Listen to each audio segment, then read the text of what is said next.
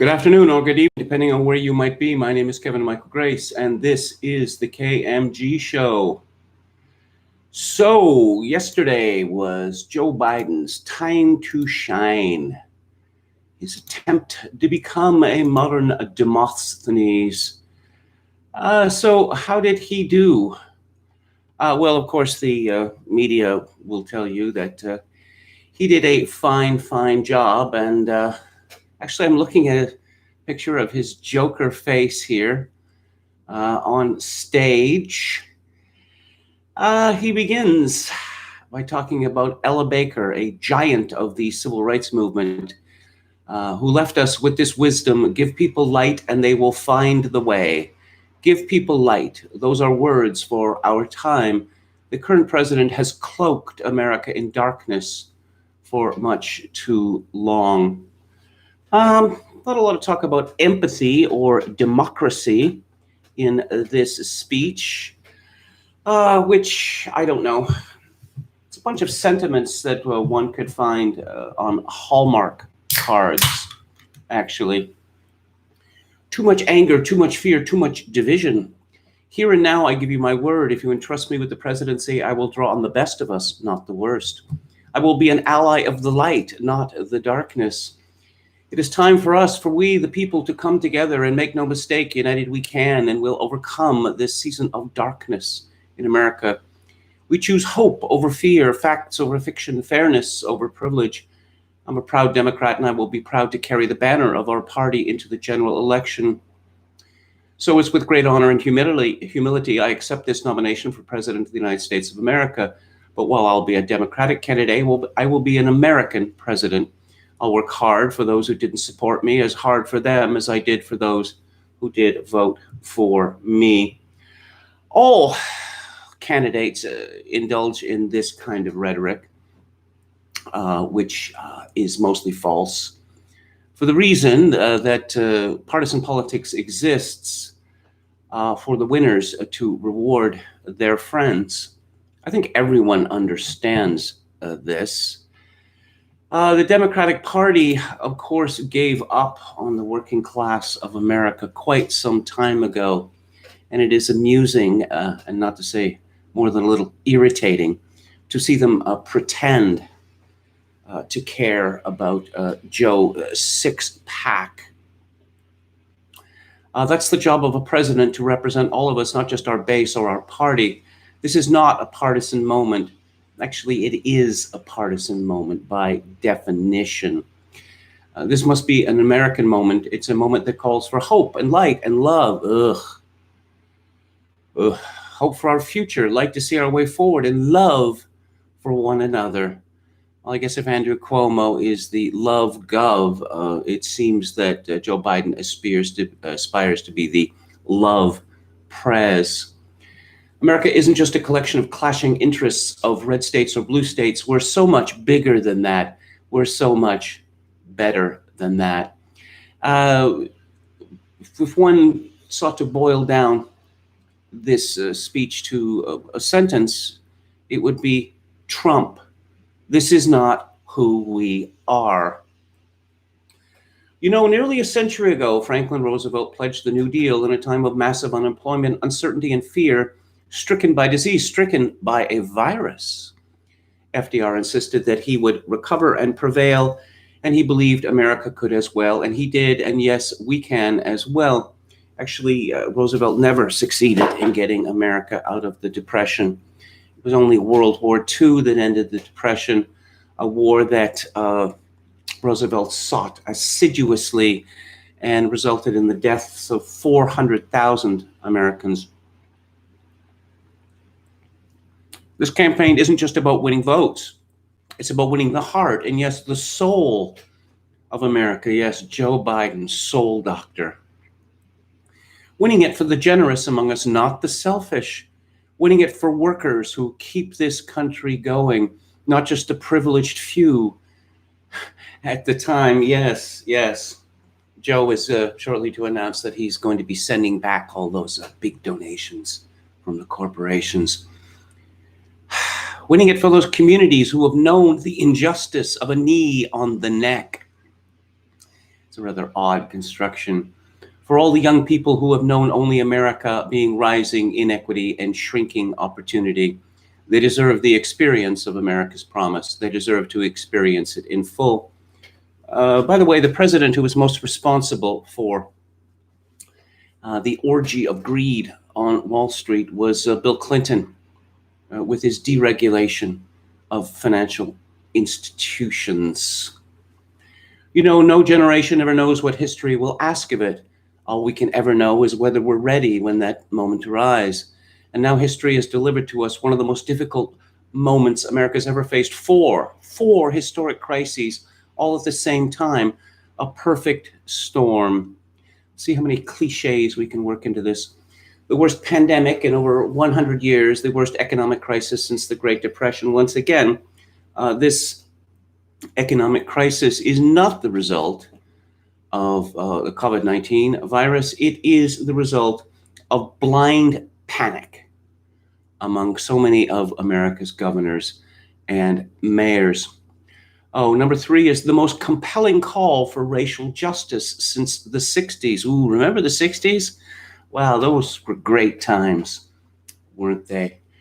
Again, you may get tired of this, but I am not yet tired of it. And I will point out that Barack Obama, a black man or half black, was president of the United States from 2009 to 2017, which was only, 3.5 years ago that he left office.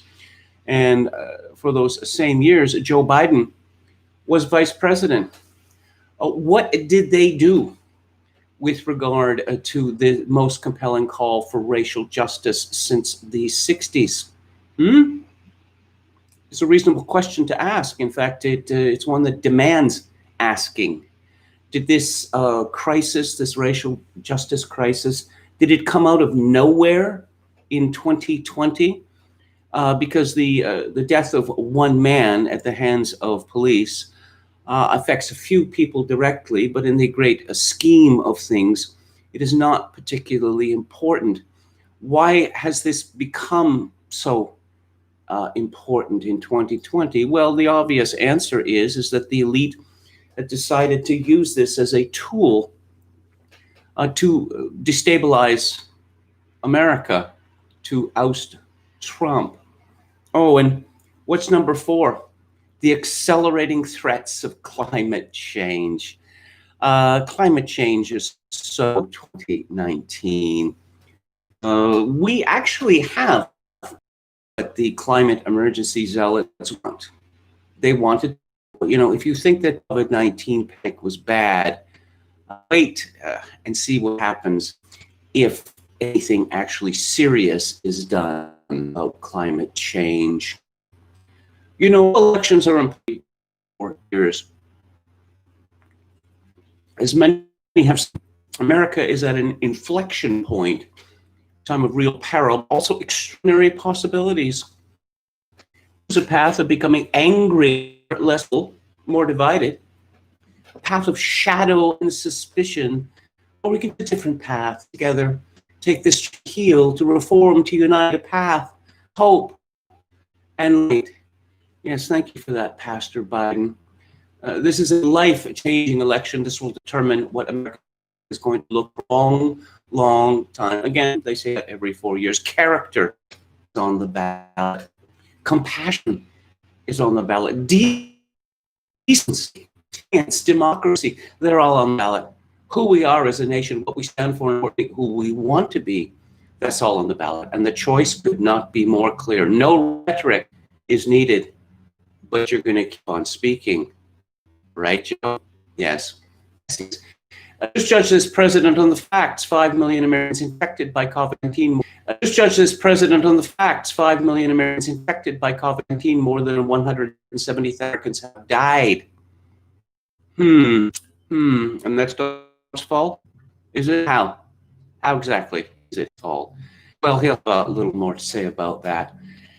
By far the worst performance of a nation on earth. No, that's not true, actually. Million people have filed for unemployment this year, again, because of sheer blind panic from politicians, most of whom are Democrats. More than 10 million are going to lose their health insurance this year. Nearly 1 in 6 small businesses have closed this year. Yes, Joe Biden, champion of small business. And this president, if he's reelected, you know what will happen. Cases and deaths will remain far too high. More mom and pop businesses will close their doors, and this time for good. Joe Biden, champion of the mom and pop business. Working families, okay, we get it, Joe, will struggle to get by, yet the wealthiest 1% will get tens of billions of dollars in new tax breaks. Did you do anything about that when you were vice president, when Barack Obama was president? No. After the disaster of 2008, it was decided to make the greedy whole and to give them even more power. And the assault on the Affordable Care Act, you notice that, when was it? Several years ago, it was called Obamacare. And then when many millions of people discovered that what Obamacare meant was they were going to have to pay a lot more for a lot worse coverage, suddenly it wasn't called Obamacare anymore. It was called the Affordable Care Act. And speaking as of President Obama, a man I was honored to serve alongside for 8 years as vice president, let me take this moment to say something we don't say nearly enough. Thank you, Mr. President. You were a great president, a president our children could and did look up to. No one's going to say that about the current occupant of the White House. Well, we shall see.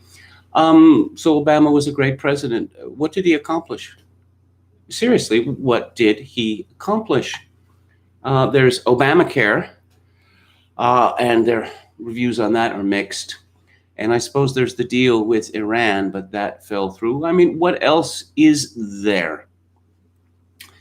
What we know about this president, if he's given 4 more years, he'll be what he's been for the last 4 years, a president who takes no responsibility, refuses to lead, blames others, cozies up to dictators, and fans the flames of hate and division. Well, I mentioned this yesterday or the day before, that under American law, it's supposed to be illegal for America to give aid, billions of dollars of aid, to Egypt if it has a dictatorial government. Now, under Obama and the disaster of the Arab Spring, which the Obama administration pushed to the hilt, the Muslim Brotherhood took over in Egypt, and they're crazy. And they were displaced in a military coup. So the military dictatorship of Egypt is certainly one that the Obama administration has cozied up to. Trump will wake up every day believing the job is all about him, never about you. Is that the America you want for you, your family, your children? I see a different America, one that's generous and strong, selfless and humble. One wonders how he could force these words out of his mouth. Humble, eh? Is that is humble a word one would use to describe a foreign policy which involves killing people all over the world, blowing up wedding parties, insisting that, the United States will stay in Afghanistan for as long as it takes to make what? Democrats out of these tribal people? It's in America we can rebuild together. As president, the first step I will take will be to get control of the virus that has ruined so many lives, because I understand something this president hasn't from the beginning. We'll never get our economy back on track. We will never get our kids safely back in school. We will never have our lives back until we deal with this virus. Just take that. Take that virus. Has any disease in history ever been as personalized as COVID-19 has been? Has any disease in history been ascribed sentience before? Or even political opinions? Because later we will learn, we'll be reminded, I suppose, that COVID-19 is racist. Yeah, that's right.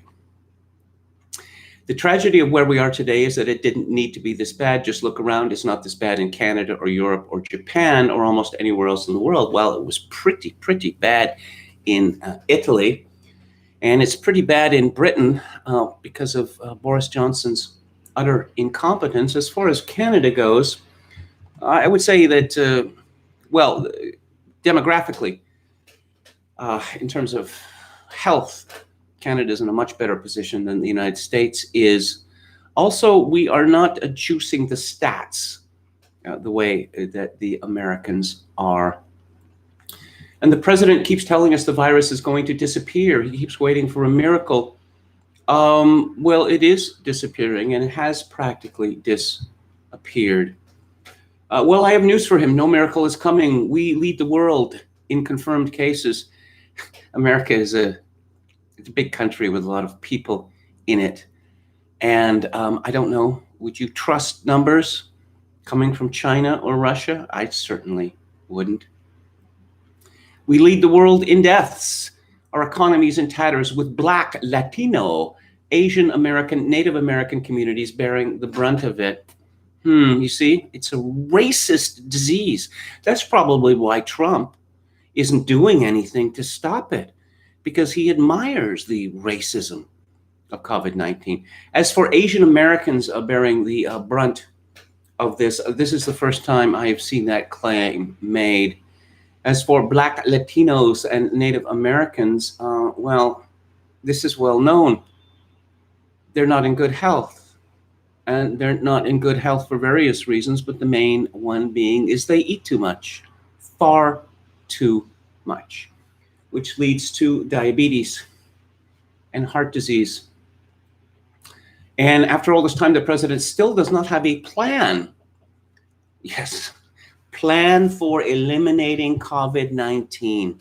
Well, how would that work? Oh, well, let's have Uncle Joe tell us. We'll develop and deploy rapid tests with results available immediately. And you will find that there are an enormous number of people, far more than 5 million, who are infected. And we will find out that we will find out once again that the disease is of zero threat, pretty much, to anyone under the age of 50, and only lethal in a significant way to generally to people over the age of 80. We'll make the medical supplies and protective equipment that our country needs. Is there a shortage? Seriously? Because you remember the ventilator panic when they got sent so many ventilators by Trump that the ventilators are gathering dust on shelves. And the evidence about the efficacy of ventilators seems to be mixed as well. We'll make them here in America so we will never again be at the mercy of China or other foreign countries in order to protect our own people. What did Barack Obama and Joe Biden do between 2009 and 2017 to make sure that America would never be at the mercy of China with regard to PPP or anything else? We'll make sure our schools have the resources they need to be open, safe, and effective. So you're going to do whatever the teachers union says.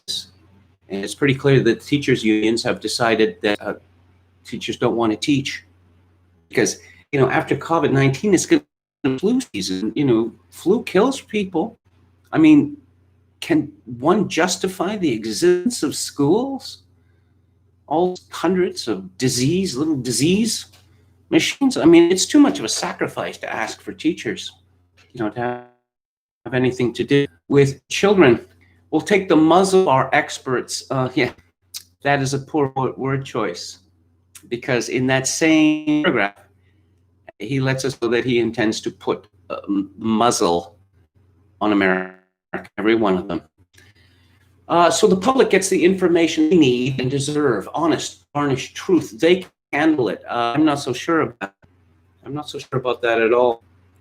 As has been pointed out, it's the instant knowledge, the way the cases have been reported, that is one of the reasons for panic.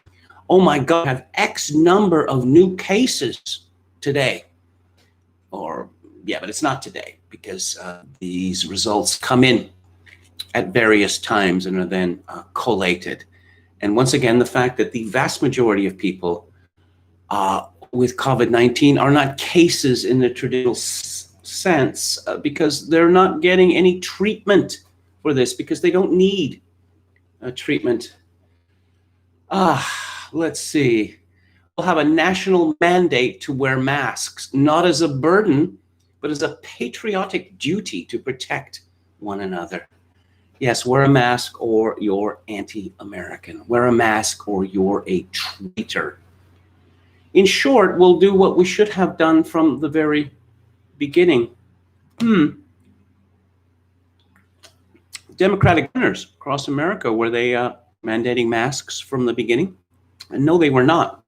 And one of the reasons being is that the World Health Organization said, you don't need to wear masks. The World Health Organization said, well, there's not much evidence that masks would be even efficacious in this regard. Our current president has failed in his most basic duty to the nation. He's failed to protect us. He's failed to protect America. And my fellow Americans, that is unforgivable. As president, I'll make you a promise. I will protect America. I will defend us from every attack, seen and unseen, always, without exception, every time. Yes. You going to stop the importation of certain types of people to the United States? I don't think so. I think America's going to get a lot more of these people. Look, I understand how hard it is to have any hope right now. On this summer night, let me take a moment to speak to those of you who have lost the most. I have some idea how it feels to lose someone you love. You're going to bring this up again, are you, Joe? And I know that deep black hole that opens up in the middle of your chest and you feel like you're being sucked into it. I know how mean, cruel, and unfair life can be sometimes, but I've learned two things. First, your loved one may have left this earth, but they'll never leave your heart. They'll always be with you. You'll always hear them. And second, I found the best way through pain and loss and grief is to find purpose. As God's children, each of us has a purpose in our lives. We have a great purpose as a nation to open the doors of opportunity to all Americans, to save our democracy, to be a light to the world once again. Yeah, that's what Joe considers being humble.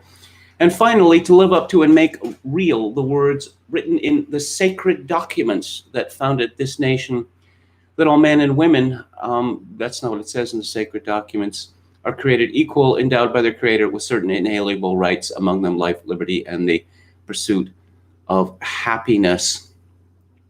It's curious. You remember last week, apparently Joe Biden was America's super Catholic.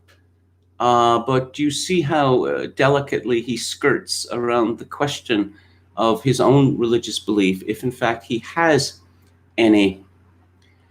My dad was an honorable, decent man. He got knocked down a few times pretty hard, but he always got back up. He worked hard and he built a great middle-class life for our family. He used to say, Joey, I don't expect the government to solve my problems, but I sure as hell expect them to understand them.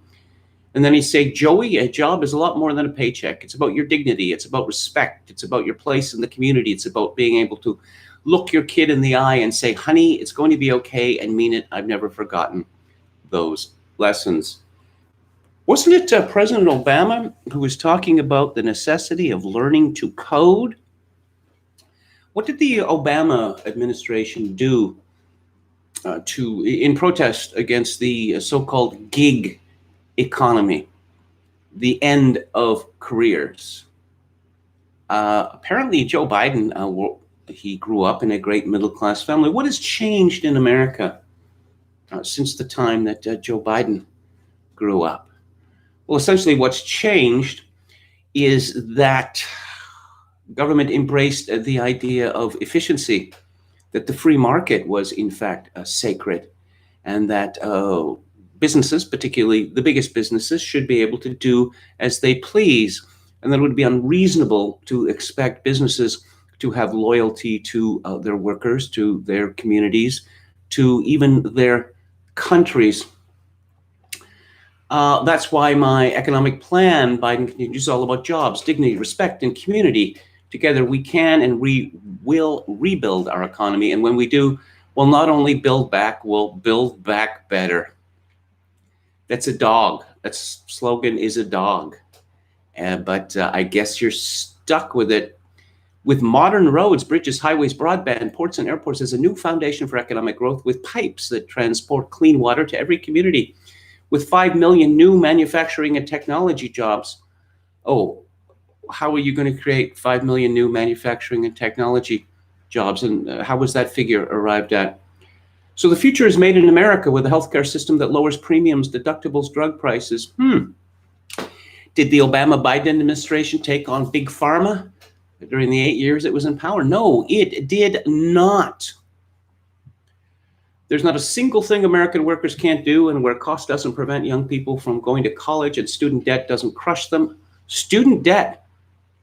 What did you do about student debt when you were Vice President Joe Biden? Oh, with an immigration system that powers our economy and reflects our values. Yes, here he is touting the American workers, and in the same sentence, he's letting Americans know that it's going to be back to business as usual if he becomes president. During the Obama years, all net new jobs went to immigrants. All net new jobs, 100%. And that is the way it is going to be if Biden becomes president. We can and we will deal with climate change. How? It's not only a crisis, is it now? It's an enormous opportunity. It's a crisis-tunity. An opportunity for America to lead the world in clean energy and create millions of new good-paying jobs in the process. There's absolutely no evidence that this so-called clean energy or green energy can work at scale. What are you going to, tear down the old economy based on oil and gas and coal? This would be foolish. This would be very foolish. I'm not looking to punish anyone, far from it, but it's long past time the wealthiest people and the biggest corporations in this country paid their fair share. Again, he was vice president for 8 years. Let's see. Oh, Senator Kamala Harris is a powerful voice for the nation. Her story is the American story. No, it's not, actually. It's not. She's overcome every obstacle she's ever faced. Did she really? Were there a lot of obstacles in Kamala Harris's way, especially after she hooked up with Willie Brown? Okay, and then he's going to talk about losing his wife in that car accident again. Oh, and Hunter gets a shout out. Hunter, actually, all our grandchildren, my brothers, my sister, they give me courage. They lift me up. Oh, and then he talks about his dead son. Yeah. This is a very, let's talk about George Floyd. Let's talk about George Floyd here. Remember the violent clash that ensued between those spreading hate and those with the courage to stand against it? You're going to mention where that is. Charlottesville. Just yesterday was the 3rd anniversary of the events in Charlottesville. Close your eyes. Remember what you saw on television. Remember seeing those neo-Nazis and Klansmen in white premises coming out of fields with lighted torches, veins bulging, spewing the same anti-Semitic bile heard across America in the 30s. Remember the violent clash that ensued between those spreading hate and courage to stand against it. And remember what the president said last. He said there were, quote, very fine people on both sides. That's a despicable lie. It is proved many times. He wasn't asked about his opinion of neo-Nazis. He was asked about his people defending Confederate monuments. It's a wake-up call to this country, and for me, a call to action. At that moment, I knew I have to run. My father taught us that violence was complete. At the time, I said we were battle campaign. It was someone who was much too young to vote. With 6-year-old Gianna Floyd the day before. She's an incredible little girl. Daddy changed the world. Changed the world. Yeah, so for the better. Was it? Because of course the death of George resulted in the destruction, great destruction in many, many American cities. Also an explosion in the number of murders. Her words burrowed deep into my heart. Maybe George Floyd's murder was a breaking point. Maybe it was, but not in the way you imagine, Joe. Maybe John Lewis's passing, the inspiration. But however it's come to be, however it's happened, America's ready, in John's words, to lay down, quote, the heavy burden of hate at last, and then the hard work of rooting out our systemic racism. What is this systemic racism? Can it be defined? No, it can't be defined. And again, what did Biden Obama do about this? For the 8 years they were in power. Ooh, the great Irish poet Seamus Heaney once wrote, history says, don't hope on this side of the grave, but then once in a lifetime, the longed for tidal wave of justice can rise up and hope and history rhyme. That's dreadful. This is our moment to make hope and history rhyme with passion and purpose. Let us begin, you and I together, one nation under God, united in our love for America, united in our love for each other. For love is more powerful than hate. Hope is more powerful than fear, and light is more powerful than dark. 2020, if it has proved anything, is that certainly at the present time, hope is not more powerful than fear, and light is not more powerful than dark. Because again, American politicians, governors, and mayors have chosen, deliberately chosen fear rather than hope, and light rather than dark, and they expect to be congratulated for it. This is our moment. This is our mission. May history be able to say that the end of this chapter of American darkness begins here tonight as love and hope and light join in the battle for the soul of the nation. And this is a battle we will win, and we'll do it together, I promise you. Thank you, and may God bless you, and may God protect our troops. Yeah, I guess there was no discussion of foreign policy whatsoever in this speech. Let's take a look at the chat. Where is the chat? What happened to the chat? Is there no chat? How about that? Why is there no chat? Okay. Well, I'm going to send a message here and ask whether anyone knows what's happened. So bear with me a second.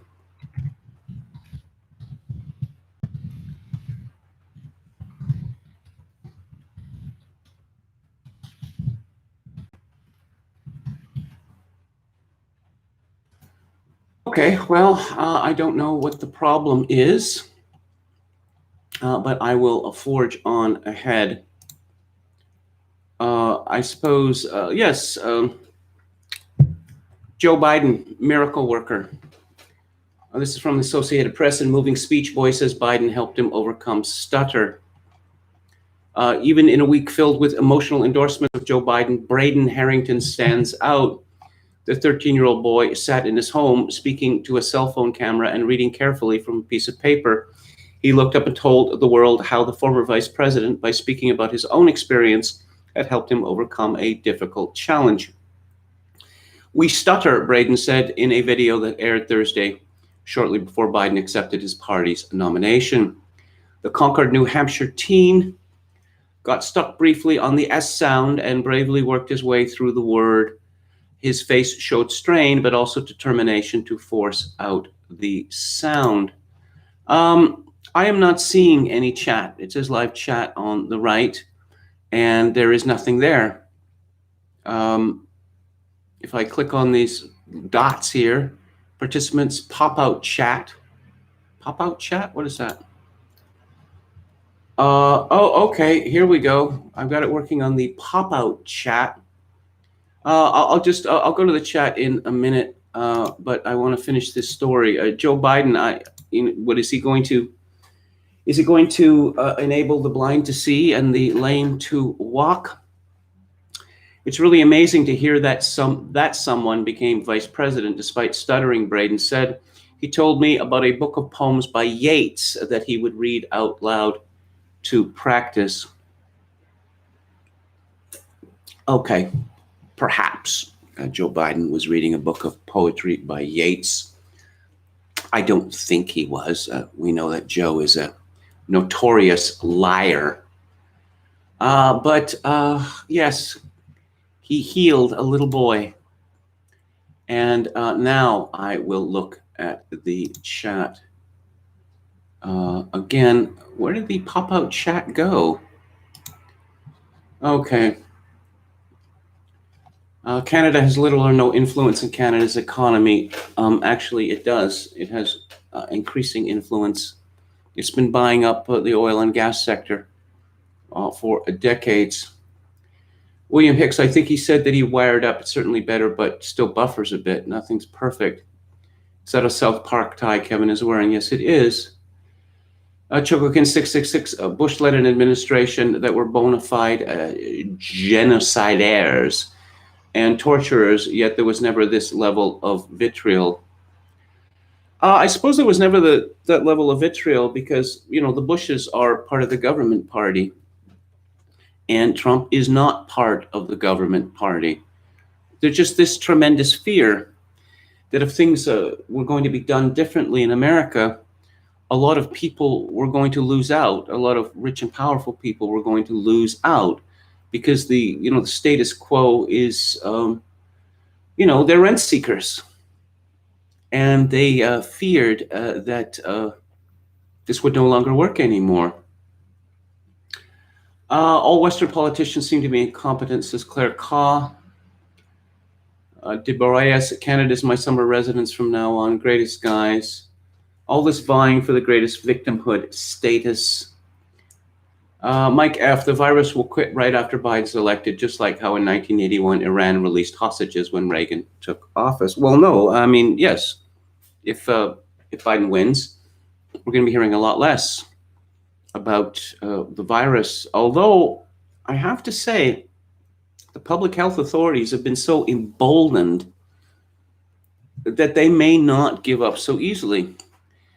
It's clear that a lot of them want people to wear masks forever and would like to insist upon everyone wearing masks forever. 1974 movies, William Hicks. Zardos, Death Wish, Pelham 123 from that year. I'm sorry I didn't, I should have done that last night, but I did not. Metal Mike says, Biden-Bama increased China reliance. Indeed, they did. William Hicks, Chinatown, Young Frankenstein, Godfather Part 2, Harry and Tonto, Bring Me the Head of Alfredo Garcia, Alice Doesn't Live Here Anymore. Even The Exorcist is really 1974, released in December 73. Bring Me the Head of Alfredo Garcia. I saw that in a theater when it came out.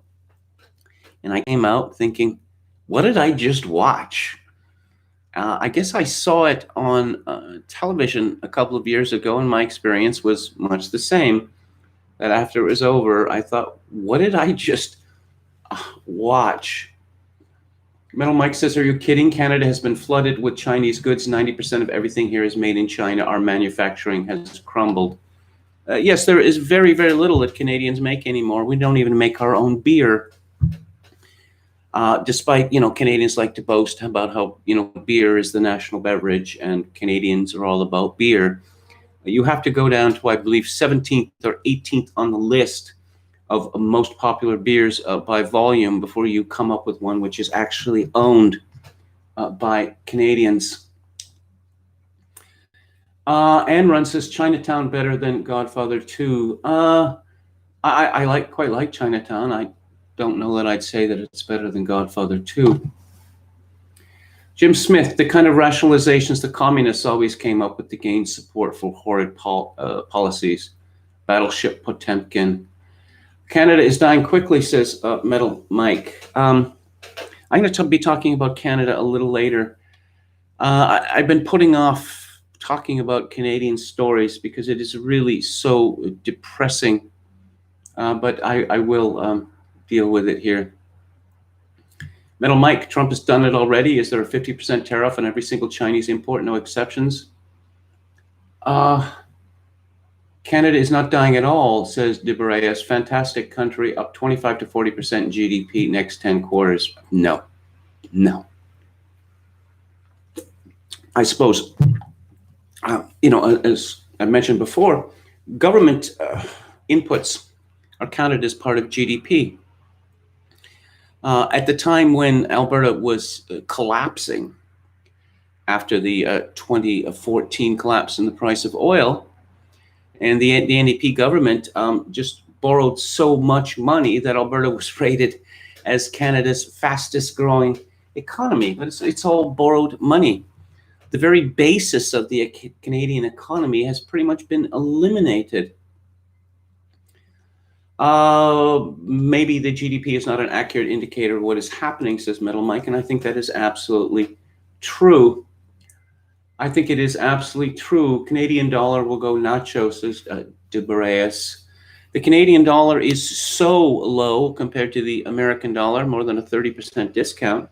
This is the result of deliberate policy because it's the only way that Canadians can sell anything is with a much devalued dollar. Management can be replaced. Metal Mike, Canada is probably the best positioned country on earth. No, I wrote a piece about this on this question on VDare last year after the election, and there is no one in government and any policy, any party in Canada. There is no one in the media. There's seemingly no one in academia even who understands the crisis that Canada is facing. That, oh, Canada is not America, and boo, Trump. Yeah, that'll sure get us through.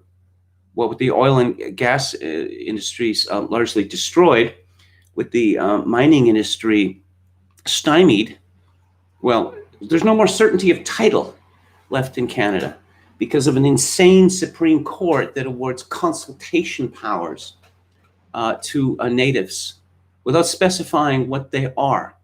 Business will not invest in countries where there is no clear certainty of title.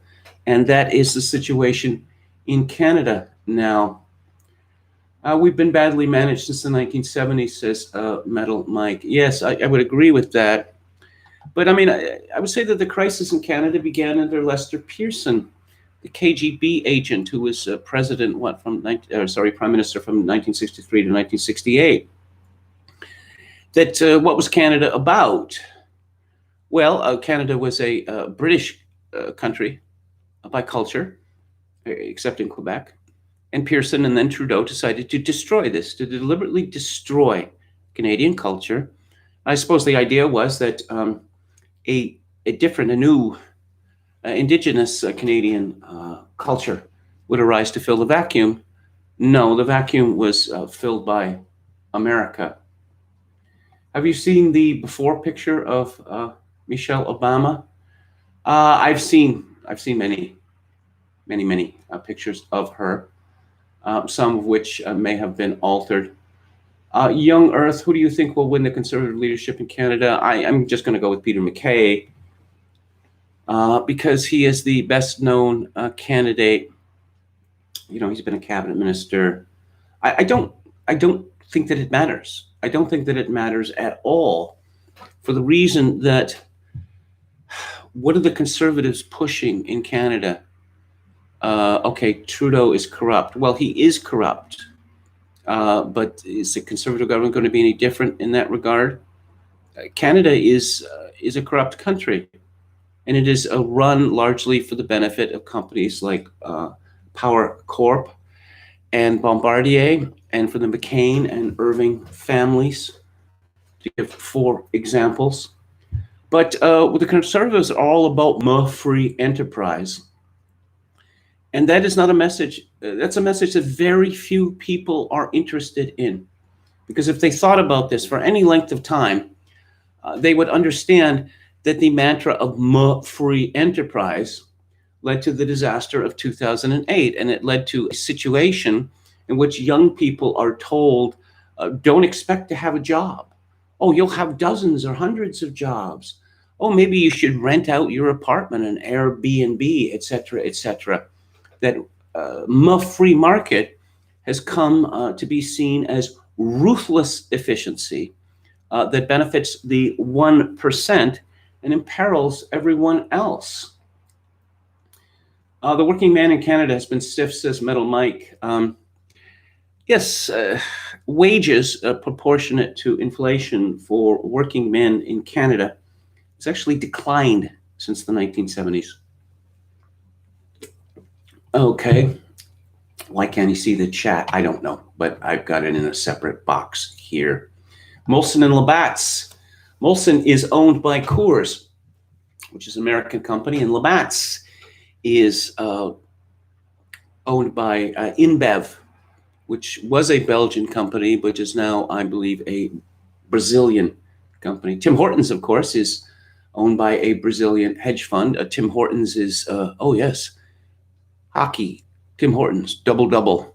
Well, of course, NHL is an American company. It's an American league. And Tim Hortons is not a Canadian company. Not a Canadian company. My Trail of Disgrace says McCausland is a good brand that is brewed in Canada, i.e. St. Ambroise Oatmeal Stout. I've never seen it. Canadian economy is positioned to become larger than Saudi's and German economies combined, says Dubreus. Are you trolling me? Are you trolling me? KMG, what is your opinion of Quebec sovereignty, says Wandering Spurg. It was one of the saddest nights of my life, October 30th, 1995, when after the Yes campaign being in the lead for hours all night from the beginning of the counting, it lost by about 50,000 votes in the final count. Money and the ethnic vote, Jacques Parizeau attributed the loss of the Yes campaign to on election night. For this, speaking the truth, he was accused of being drunk by many, many people. And as I like to say, you don't need to be drunk to speak the truth in Canada, but it doesn't hurt. Yes, the vote was rigged. The vote was rigged by the Chrétien government. They illegally used taxpayers' money to corner the advertising market in Quebec, among other things. Let's see. Oh, flying in people from all over Canada for these bogus Yay Canada rallies. The Quebecois voted approximately 59 to 41.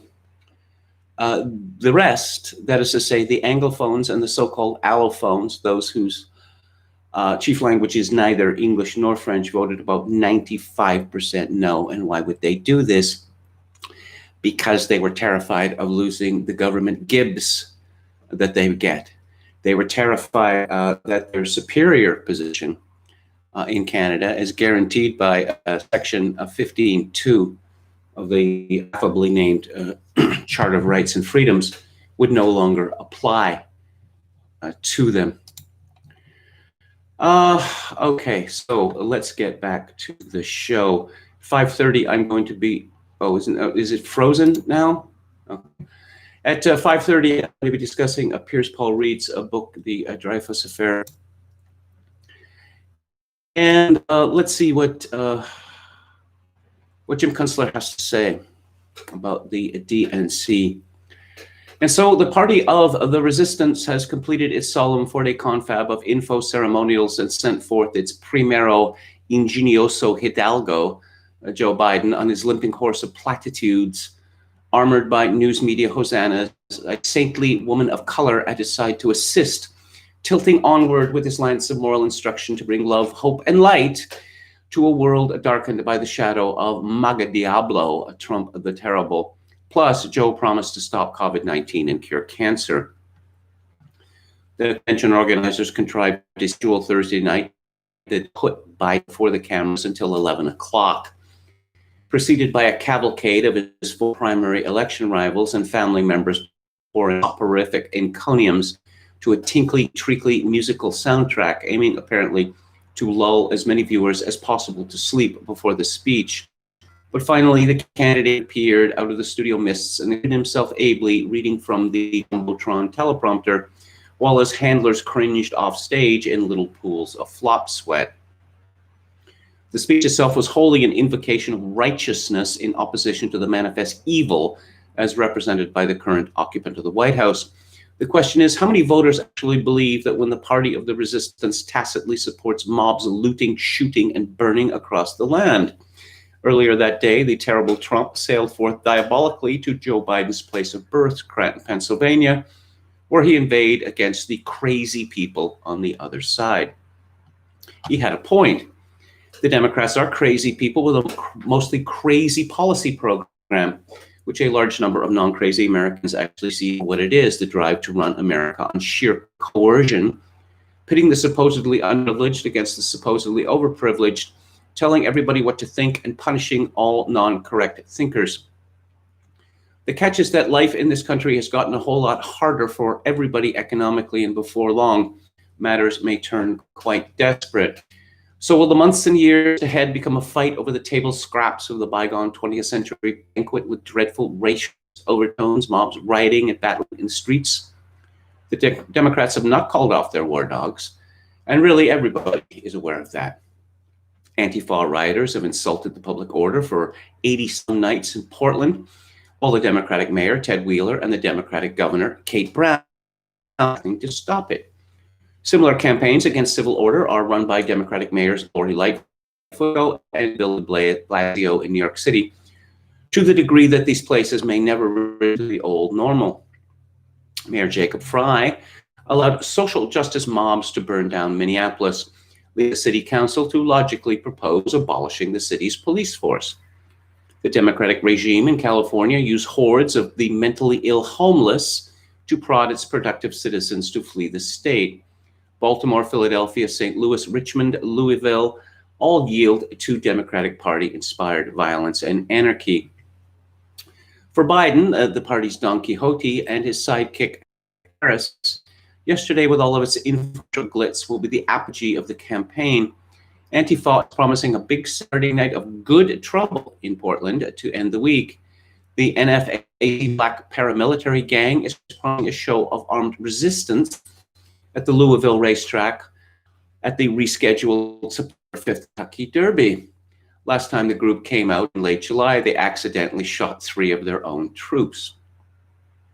Just a week before the Democratic convention, looters on Chicago's ritzy Michigan Avenue announced that their robberies should be written off as reparations for slavery. Biden and Harris haven't said a word about any of it. The voters are not supposed to notice or care. Personally, I don't see how this amounts to a winning election strategy, and the Democrats themselves may not either. Rather, their aim may be to generate as much disorder as possible from the election process itself, to paralyze governing the USA at every level, and paint Trump as hobgoblin in chief in order to keep their hustle going, the Mau-Mauing of America. It's a really dumb and reckless game, and it will bring on a whole lot of not good trouble for a country reeling into full-blown economic collapse. I suppose Biden did talk about the racial issue with all this fawning over George Floyd's daughter, George Floyd, Father of the Year. Daddy changed the world. Now, the way that this was presented by Biden's speechwriters, it is an endorsement of the chaos, of the violence, and the murder that followed in the wake of George Floyd's death. I don't see how anyone could see it in any other way. I guess there hasn't been a lot of fun associated with the Democratic convention. No fun. But apparently there was a, excuse me, let's see, a totally deranged DNC after party in Hollywood. This is from the Daily Beast. The official DNC after party featured Zooey Deschanel, Aubrey Plaza, a set of party rules, and Diplo DJing in front of a green screen. It was totally bonkers, but harmless, so reports Kevin Fallon. Thursday night's Democratic National Convention ended with Joe Biden accepting his party's nomination with what may be the best speech of his presidential run, an electric call to action, profound acknowledgement of our nation's grief, and as close to a mad as hell moment as we've seen from him as he pledged to lead our country into a stronger, safer, and sane new chapter. Yeah, he is going to tell that COVID-19 what's what. He is going to roll up his sleeves and he's going to march over to COVID-19 and say, you want to settle this? Let's go outside. We'll settle this, okay? Because I've had just enough, too much of you. COVID-19. You're a bully. And what do we know about bullies? That bullies are always cowards. And I'm going to teach you a lesson, COVID-19, a lesson you'll never forget. I think that's what perhaps Joe Biden actually believes this. Because again, I've been gobsmacked that this pathetic fallacy with regard to COVID-19, and that apparently, Donald Trump, he was not willing to roll up his sleeves and duke it out with a virus. Let's see. It was shortly thereafter that this purported chapter began with Zooey Deschanel and a property brother doing a comedy bit as a warm-up act to Diplo DJing to a virtual dance party in front of a White House green screen. The four-night DNC was a remarkable event, pivoting and alienating self-aggrandizing political masturbation session into a sobered, astonishingly intimate hand and heart out to voters and hurting Americans. How can anyone write something like that without a tremendous feeling of pain, of shame, of actually, physical sickness? Biden's closing speech was the clincher, the perfect time to call it quits. Yeah, but that's the end. The speech from the nominee, that's always the end. But lurking in the shadows, like the friend who forces you to stay for one more drink, even though you've already called an Uber and suddenly it's 3 a.m., you're staring at a string of 17 texts to your ex while spilling the 40-piece nuggets you picked up on the way home all over the bed. There was an idea of throwing a DNC after party. I think that Kevin Fallon is revealing perhaps more of his personal life than would be advisable. I don't know why I watched it. My editor asked me to, but I did. It was deranged. It was unbelievably corny and possibly not actually appealing to a single soul except me. I loved it, this thing that never should have happened, but did, and was totally gloriously, endearingly stupid. Just the idea of it alone, if you're reeling in the moments after Biden's speech from someone speaking about the atrocities facing our country in rational, intelligent terms, if you were just completely thrown off your axis by stridence and dignity, hell, normalcy, what language was this translated from? Standing in for the absurdity we've endured in terms of the presidency while the DNC was looking for you. Don't worry, the convention said. Here is an after party DJ'd by Diplo over Zoom, following a toast from Alyssa Milano, delivered while choking back tears. Is Alyssa Milano ever not choking back tears? Welcome back to Surreality, and a political circus tent that makes you feel like you're losing your damn mind. Oh, Andy Cohen was there. One of the most disgusting men in America. Oh, also Tom Perez, Democratic Party chair. Hey, who actually won the Iowa caucus, Tom Perez? Because you're never really clear about that. Oh, Perez laid out the rules. 1, dance like no one's watching. Then vote like you threw out your back and need your health care. It takes 2 to tango, and it takes 270 to win. Nobody puts baby in a corner, but you know what? We can put Biden in the oval. Look both ways before crossing Kamala. Give Trump the boot, then rally. Fight for your right to party. It's really sad when middle-aged and old men make a desperate attempt to appear hip. Jamie Camel, or Jaime, I don't know, of Jane the Virgin fame. Okay. Iron Chef Cat Cora, Property Brother, Aubrey Plaza, Michelle Kwan. I don't know. I'm not going to read anything. I'm not going to read any more about this. This virtual party, is that really a thing? I mean, does anyone enjoy these things? I don't think that they do. I think that this is, oh yes, everyone digs the Zoom whatever equivalent. No, I don't think that they do, actually. Now, I can understand preferring a Zoom meeting to an actual meeting. I can very much understand that, so long as they don't last as long. But no, we're partying, and I'm sitting in front of a computer.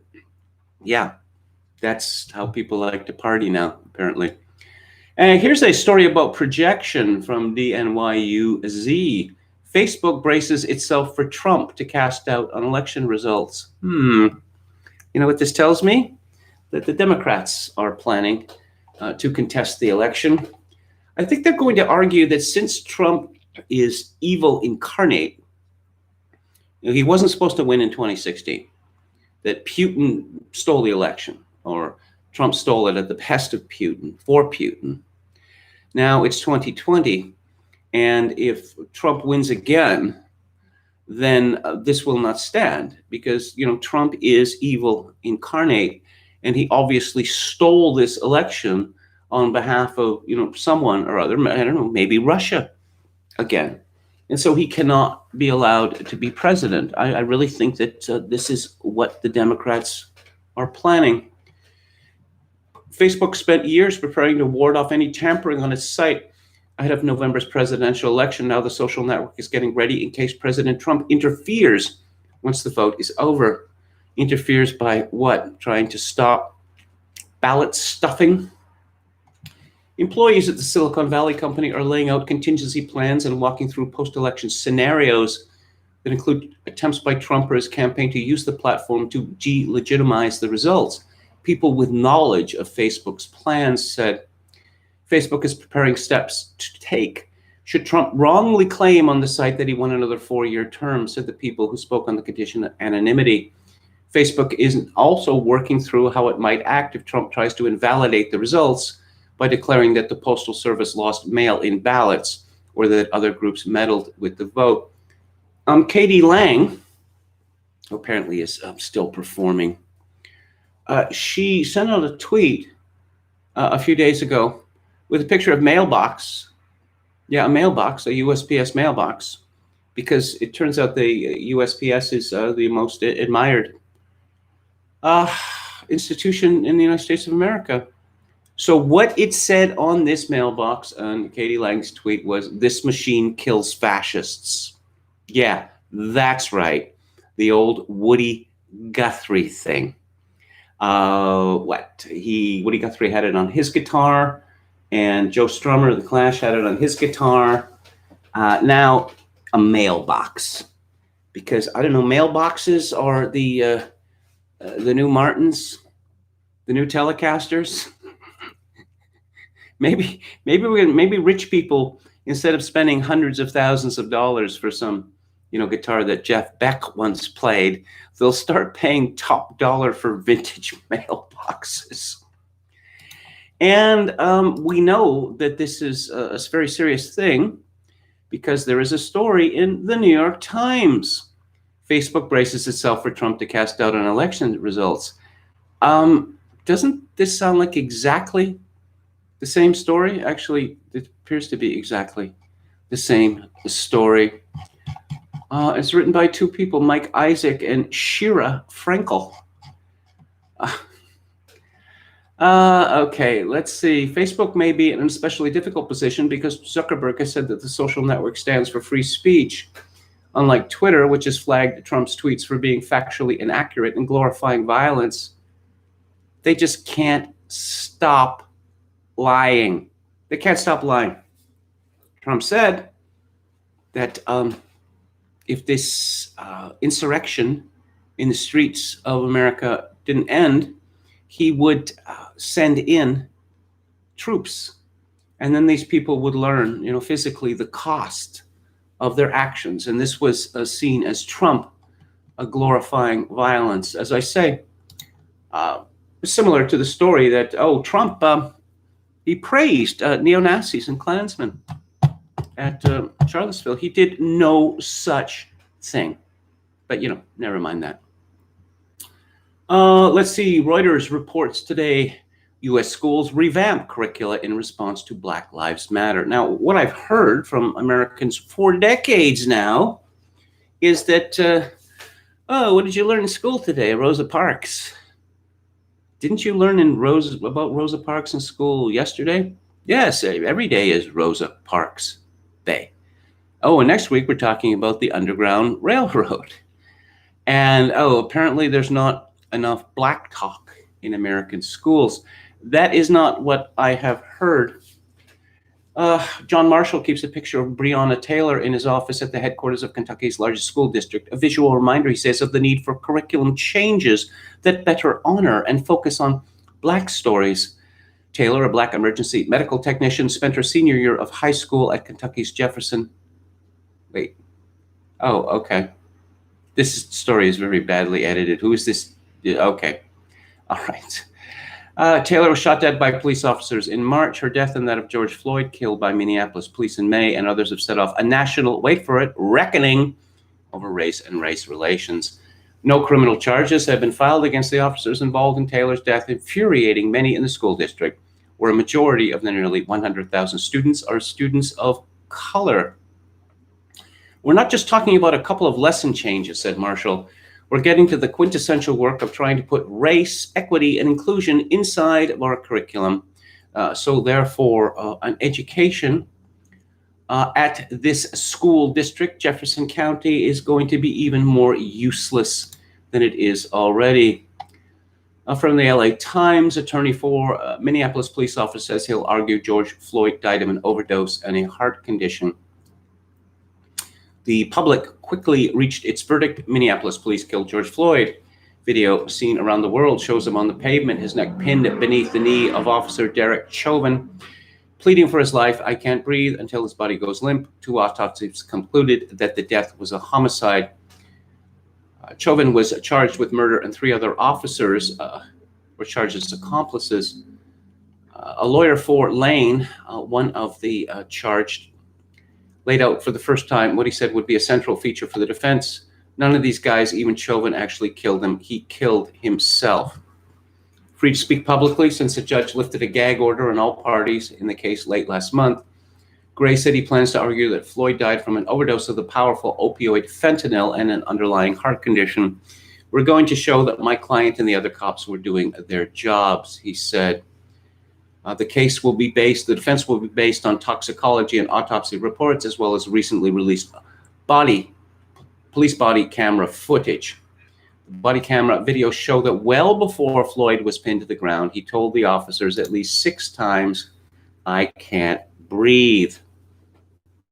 Legal said that defense strategy is not as far-fetched as it may seem, especially given that juries have been reluctant to convict police in on-duty killings. This is not a slam dunk for the prosecution and not an easy case, especially for the higher degree side charges, said Philip Stinson, a Bowling Green State University criminologist and a former cop who studies police misconduct.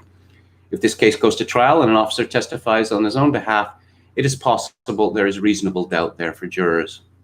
Well, I can tell you, if Joe Biden becomes president and these officers are found not guilty, he will have the Department of Justice charge them again, which happened to the police officers in the Rodney King case. They were charged under the laws of California with beating up Rodney King. They were found not guilty, and LA erupted in riots. So the Department of Justice charged the officers again. Now, this is double J, right? And it's illegal, right? No. The officers were not charged with beating Rodney King. They were charged with violating his civil rights. How exactly did they violate his civil rights? By beating him up. Wait for it. These officers, a Biden administration, will crucify these men. Alex Berenson, 175,000 deaths. Quote, every single person who has COVID-19 listed anywhere on their death certificate is in fact counted, and anyone who has a COVID-19 positive test within a certain period of when he died is also counted. Yes. This is, apparently there are 5 cases of COVID-19. What that means, according to current procedures, current protocol in the United States, is that when these people die, I mean, they could die 50 years from now, these will be considered COVID-19 deaths. So COVID is here to stay forever. Maybe they'll change these protocols if Biden is elected, because it would be quite embarrassing Why are people still dying from COVID? 1, 2, 3 years later. Let's see, this little scandal, Berenson writes, wherein the Kansas Department of Health and Environment manipulated how it presented data to pretend masks were when the reverse is true. It deserves more attention. Not that anyone needs more evidence that masks are useless. Here it is. I just discovered that masks are now mandatory for use of any form of public transit now. They weren't, even in the days when you had to get on buses, the back of the bus, and no one was allowed to get anywhere near the driver, and everyone was looking around at each other in terror. Oh my God, is he within 2 meters from me? Masks were not required then, but now they're required. Let's see. Data obtained in an open records request from the Kansas Department of Health and Environment shows that KDHE didn't just manipulate data to justify a mask mandate. They also hid data showing that counties with mask mandates had a large increase in cases before tapering off. Last week, KDHE presented a chart that appeared to show that counties with a mask mandate had fewer cases than counties without the mandates. The KDHE strategically chose to begin the chart on July the 12th, even though Governor Kelly's mandate went into effect July 3rd. The 9 days that were hidden from the public were July 3rd to the 11th. During this time, the number of average daily cases per 100,000 people in the mandate counties jumped from 9.1 per day to 25.3 per day. The Sentinel asked KDHE why they didn't start their chart on July 3rd, but they didn't respond. Yeah, how about that? They'll just lie. They will keep lying until they get what they want. I don't know what more they could possibly want. Apparently, we're all going to be forced to wear masks forever now, because remember, flu season is coming. Apparently it's going to get colder later in the year. I know that might be a shock for some of you who've been enjoying the warm weather, but apparently it does get colder and darker as the year progresses. Apparently this happens every year. I know, it was a shock to me too, right? And this cold weather is associated with the flu season. And it's just one thing after another, isn't it? Berenson writes, attention citizens, your Department of Pandemia is saddened to report that the schools are messed up beyond all recognition. Colleges too, oopsie. Not our fault. Each of our 23 sets of guidelines was crystal clear. We can't wait for flu season. It's going to be great. Attention citizens. And finally from Berenson, it looks at this point like total mortality has risen more than COVID deaths, even with COVID deaths counted extremely liberally. In younger and middle-aged people, deaths of despair are up. Older people are delaying medical care out of fear. Are we ever going to get a proper count? I doubt it. I doubt it, because this would be very embarrassing. I see that the campaign to prevent the spread of COVID-19, which did not work, actually led to more deaths than COVID-19 claimed. That would be very embarrassing. So I guess, don't expect to get that information. And is there ever a bad time to go after smokers? No, there is never a bad time. Can you get coronavirus via secondhand smoke? No, please say no. The smell is a warning sign. This is from Angela Fritz in the Washington Post. The primary way the novel coronavirus spreads, according to health experts, is through close contact with people who are infected. Being in proximity with someone who has the coronavirus exposes you to the respiratory droplets emitted when the person coughs, sneezes, or even speaks. What if you're close enough to smell someone's secondhand smoke, or pass through a cloud of smoke on your way into a store? Does that expose you to the coronavirus if the smoker happens to be infected? There's little evidence to suggest the smoke itself could be carrying the coronavirus. But researchers and physicians say that merely being able to smell someone's cigarette is a warning sign You're just breathing air that was just in someone else's lungs. Not necessarily. It doesn't necessarily have to be in other people, from other people's lungs, for the reason that the cigarette burns on its own. You don't have to be puffing for the cigarette to be burning. So that is factually untrue. But this is even more ridiculous than the arguments against secondhand smoke. The studies that were done in the 1970s, showed just how much smoking is needed to, make a difference, even in a relatively small room, because of course it dissipates. It dissipates among the air within. But now the coronavirus is hiding in the smoke. I can see what's going on here. This is an attempt to ban smoking, to completely ban it. Lockdown skeptics, Toby Young, 0 hospital deaths in English hospitals yesterday. You know what that tells me? We need more panic. We need more panic, because if there are 0 hospital deaths, it means that that COVID-19 is lurking. It's hiding in the shadows. It is waiting, lulling people into a false sense of security. And then when people make an attempt to go back to the old normal, COVID-19 will pounce. It will pounce savagely like a tiger, and we will be helpless. We will be helpless. So we need more panic. A must-read story in the Telegraph.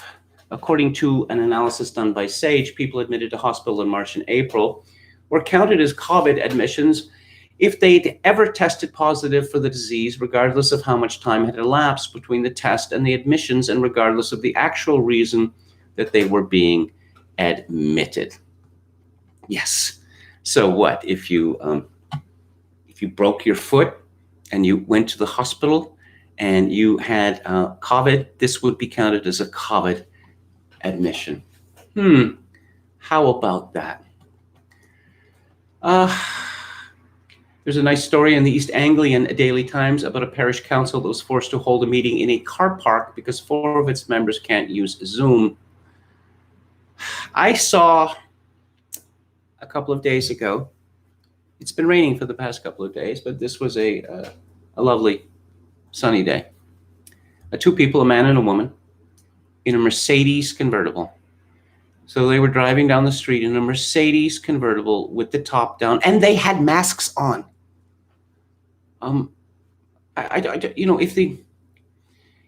If the level of mass stupidity is that great, I don't know whether we're able to meet any of our challenges now or in the future. It may be that democracy has run its course. Head teacher orders 5-year-old children to wear masks.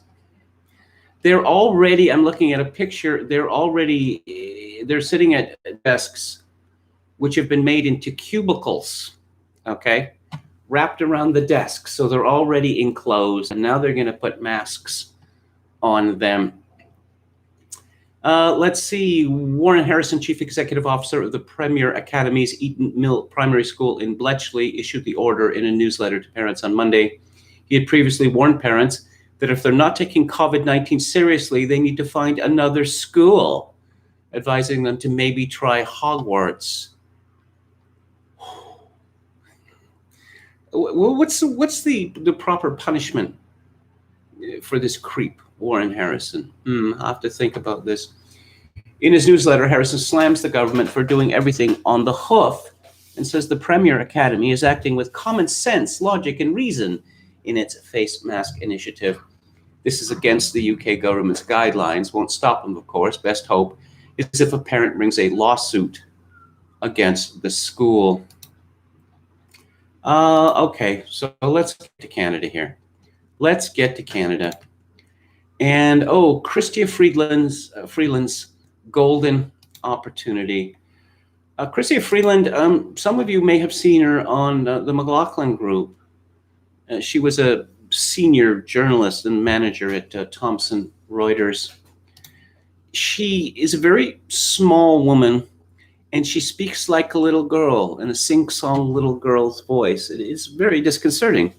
We're talking about a woman who became, an MP and then Foreign Minister of Canada, Deputy Prime Minister, and she is now the Finance Minister. And you know what? Canada had never had a finance minister before, and now there was a woman, and now there's a woman in charge. So Canada had a female prime minister. Now, I know it sounds shocking because we've done our best to forget that someone called Kim Campbell was prime minister. But, so here's a story about Chrystia Freeland's golden opportunity. And it is by Sheila Block. There's a global pandemic, a deep recession, and a federal budget deficit the size of last year's revenues. A federal budget deficit the size of last year's revenues. That is one big deficit. Once again, Canada does not have a money machine that goes brrr. It has to borrow. Chrystia Freeland is becoming prime minister in interesting times.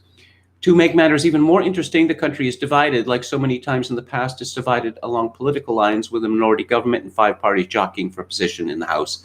But just as importantly, COVID-19 has revealed deep rifts in the Canadian society that is divided along lines of income, gender, and race.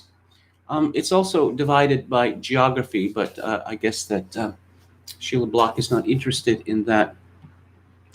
This is the Canada the Prime Minister contemplates as he drafts next month's speech for the throne. I think that Justin Trudeau is going to have very little to do with the drafting of this speech. Based on news reports, Trudeau's goals are ambitious: to lift the country out of recession, to address inequality, and to transform the economy in response to the ongoing climate emergency.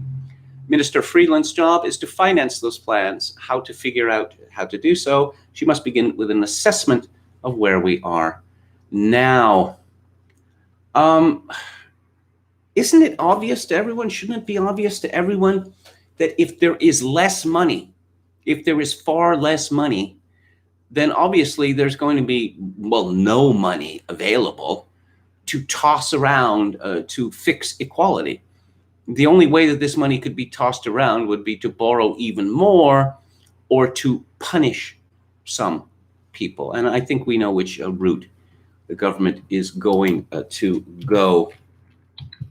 But, yes, while most higher income Canadians continue to earn their salaries and safely work from home during the shutdown, many more low-wage workers found themselves either unemployed or compelled to keep working at essential services that put their health and the health of their families at risk. Since the economy has started to reopen, women with children under 12 have lagged far behind men and other women in recouping their hours lost during the shutdown. Yes, it's the last thing that we would want in Canada is for mothers to raise their own children. Racialized Canadians who are overrepresented in low-wage occupations and industries are facing both higher rates of COVID-19 and higher unemployment rates. Racialized Canadians. Who racialized them? I suppose it must have been evil white people. Now, wait a minute. They're overrepresented in low-wage occupations and industries, but we've been told for decades that these immigrants, they're super entrepreneurs. They're so much more harder working and go-getting and innovative than boring Canadians. But it turns out, it would seem that they, in the main, they are not. Color me shocked. Hockey. Hockey analyst faces backlash for comment about women and the NHL bubble. NHL on NBC analyst Mike Milbury received criticism from media and fans for a comment he made during Thursday's broadcast regarding the NHL bubble, suggesting that there are not even any women here to disrupt your concentration. After Milbury was condemned by the NHL, he offered an apology.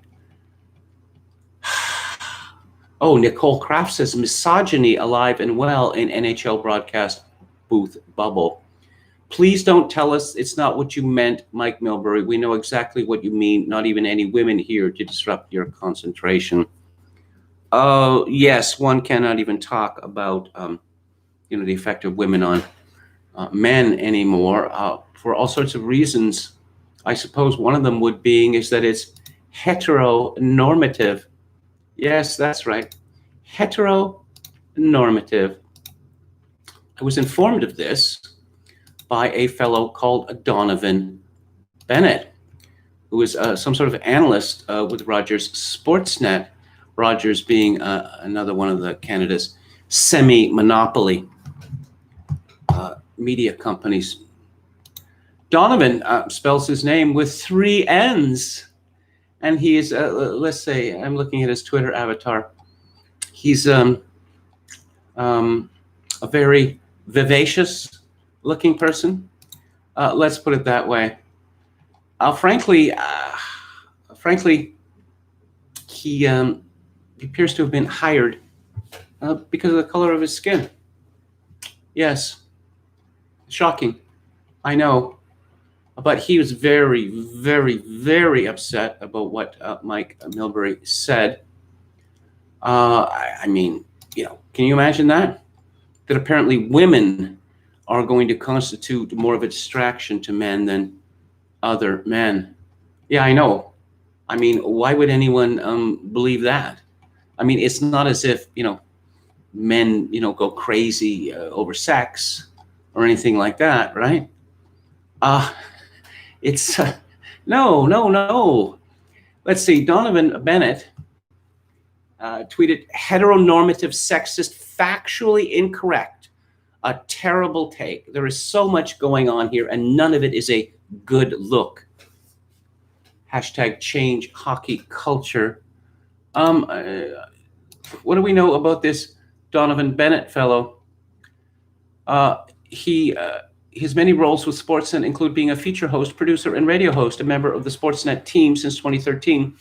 Bennett's work often touches on the intersections between sports and race, politics, gender, and pop culture.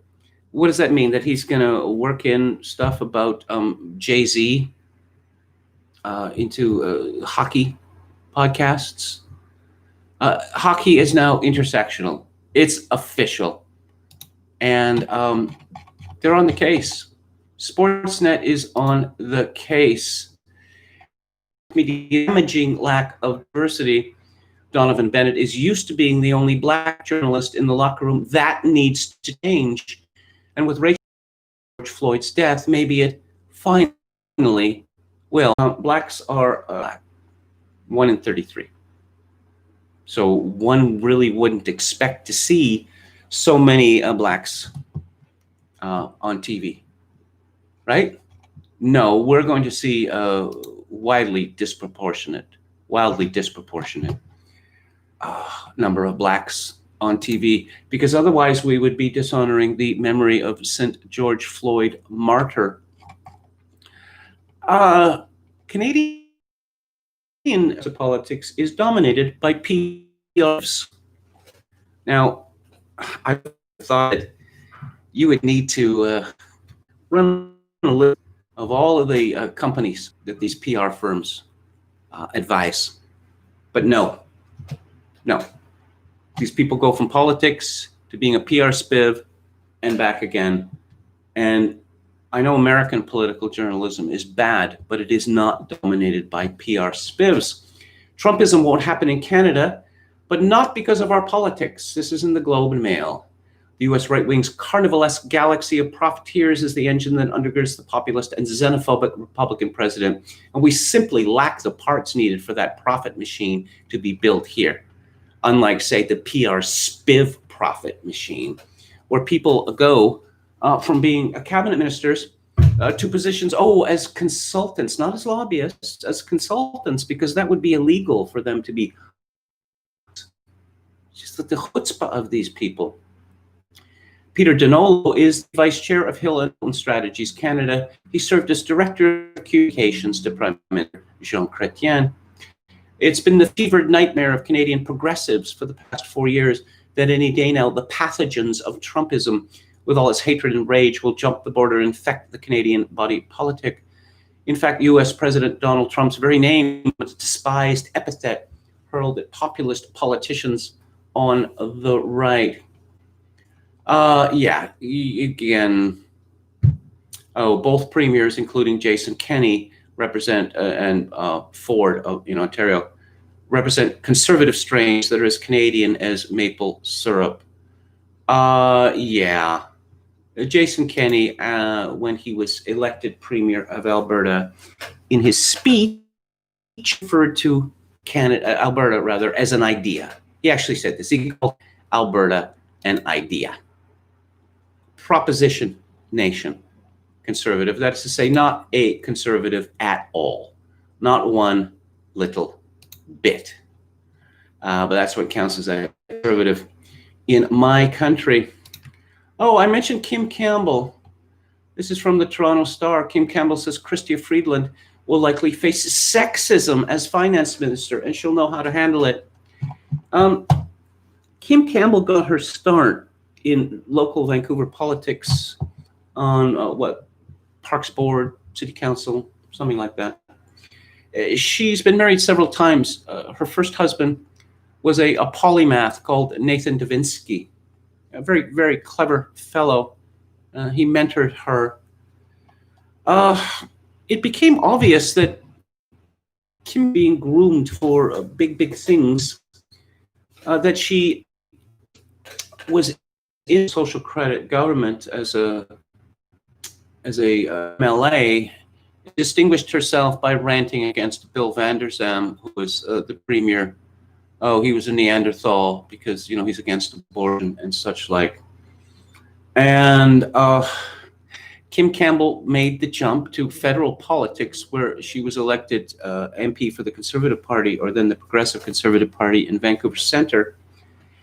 And she was shortly thereafter made Justice Minister. And then the drumbeat, Kim Campbell, next leader of the Conservative Party, Kim Campbell, next Prime Minister of Canada. I knew Kim Campbell back in the day. I could say I knew Kim Campbell before anyone thought she was smart. But we just kept being told she's just so outrageously smart. Oh, and she's an expert on the Soviet Union. As she later complained about not being offered any teaching jobs in universities, any professorships. And the reason for that being is that going back to the 1970s, you need a PhD in order to be hired, even as a sessional lecturer. And she does not have a PhD. And let's see, no, she doesn't have a PhD, and she doesn't even have a master's degree. All right. But no, she complained about this. Brian Mulroney decided that Kim Campbell was going to be his successor. And he made it so clear, this was in 1993, that all of the heavyweights in the Conservative Party decided that they were not going to run, because it was obvious that Kim Campbell was going to win. And Mulroney had to beg a little-known politician from Quebec called Jean Charest to provide token opposition.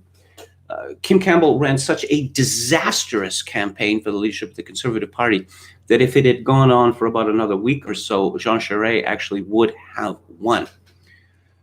She's the Dunning-Kruger effect made flesh. She thinks she is very, very, very, very smart, and she kept saying these strange, odd, distressing things. She's also not named Kim. Her real name is Avril, even though she's not born in April. But let's see. The only woman to serve as Canada's Prime Minister says the appointment of Chrystia Freeland as the country's finance minister is an exciting first step for women. We've had a Prime Minister, and should stifle any questions about her abilities if she runs for her party's leadership. But Kim Campbell says the acceptance of women in high-profile positions in Ottawa has improved only marginally since she became Prime Minister after winning the PC party leadership race in 1993. There's no question that women are as good as men, and many women are better than some other men, she said, but the ability of people to see women on those roles is the problem. Let's see, Campbell served as Prime Minister for just under 5 months before the Progressive Conservatives were defeated in a federal election after nearly 10 years in power. That's one way to put it. That's one way to put it. Kim Campbell decided that the boys, the men, who were responsible for Brian Mulroney winning 2 consecutive majority governments, which is just unheard of for a conservative politician in Canada. No, they were not going to run her campaign. She was going to run her own campaign. And she had some new boyfriend and was often seen canoodling with this fellow in the back of the bus, campaign bus. An absolutely disastrous campaign.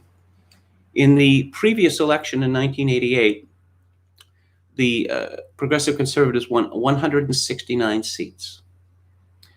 Kim Campbell, as leader of the Progressive Conservative Party, they were reduced to 2 seats. Yes, 2. 1 and 2. And she lost her own seat. Kim Campbell essentially destroyed the Progressive Conservative Party. That's how bad a candidate she was. Now, people have pointed out that everyone was sick of Mulroney for all sorts of reasons, the GST, his overall sliminess. Yeah, it's true. And the Conservatives were going to be punished. There wasn't much chance of them winning the election. But John Turner faced the same problem in 1984. I mean, Canada was sick of Pierre Trudeau, who had been Prime Minister for 16 years with a small interregnum from Joe Clark. So the Liberals were going to be punished, and they were, but the Liberals were not wiped out as a party that, sexism, blah, blah, blah, blah, blah. Yeah, okay, so Canada's had a female prime minister, but somehow we're supposed to be all thrilled that Canada has a female finance minister. And finally, before I move on to the book club, I'm running a bit late today. This is from the Gatestone Institute, and it was sent to me by a correspondent. Thank you. Canada's Conservatives welcome extremists, reject reformers. This is from Jacob Glogauer. The Conservative Party of Canada might favor extremist Muslims in order to secure more votes and broaden the party base. All the while, Muslim reformers with a long history of loyalty to the party are being rejected and not chosen as candidates. Party members who oppose advancing Sharia law and run for leadership positions are disqualified. Former Prime Minister Stephen Harper and current Conservative leadership candidate Peter MacKay co-founded the modern Conservative Party of Canada based on the promotion of freedom, democracy, human rights, and the rule of law. Canada's right wing, however, has recently been consorting with Islamists patently opposed to these fundamental ideals. Across the Western world, extremist Muslims have long partnered with the left, perhaps out of a shared partiality for identity politics, or at the very least, because progressive movements can easily be exploited to advance radical causes. Now, however, even the conservative establishment is courting Islamist activists and politicians. At the federal level, frontrunners in the CPC leadership race, Peter MacKay and Aaron O'Toole, he's a man, by the way, despite his name, have each welcomed prominent extremist activists into their campaigns. In January this year, O'Toole appointed Walid Soliman as his campaign chair. Throughout his professional career, Soliman has supported applying the Sharia banking system in Canada.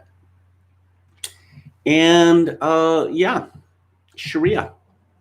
Let's see, just last year, Soliman received an award from the Muslim Association of Canada, a prominent Islamist organization that previously funneled over $300,000 to Irfan Canada, which was later designated as a terrorist organization in Canada because of its links to the Palestinian terror group Hamas. Soliman's son, moreover, attends a school directly affiliated with MAC.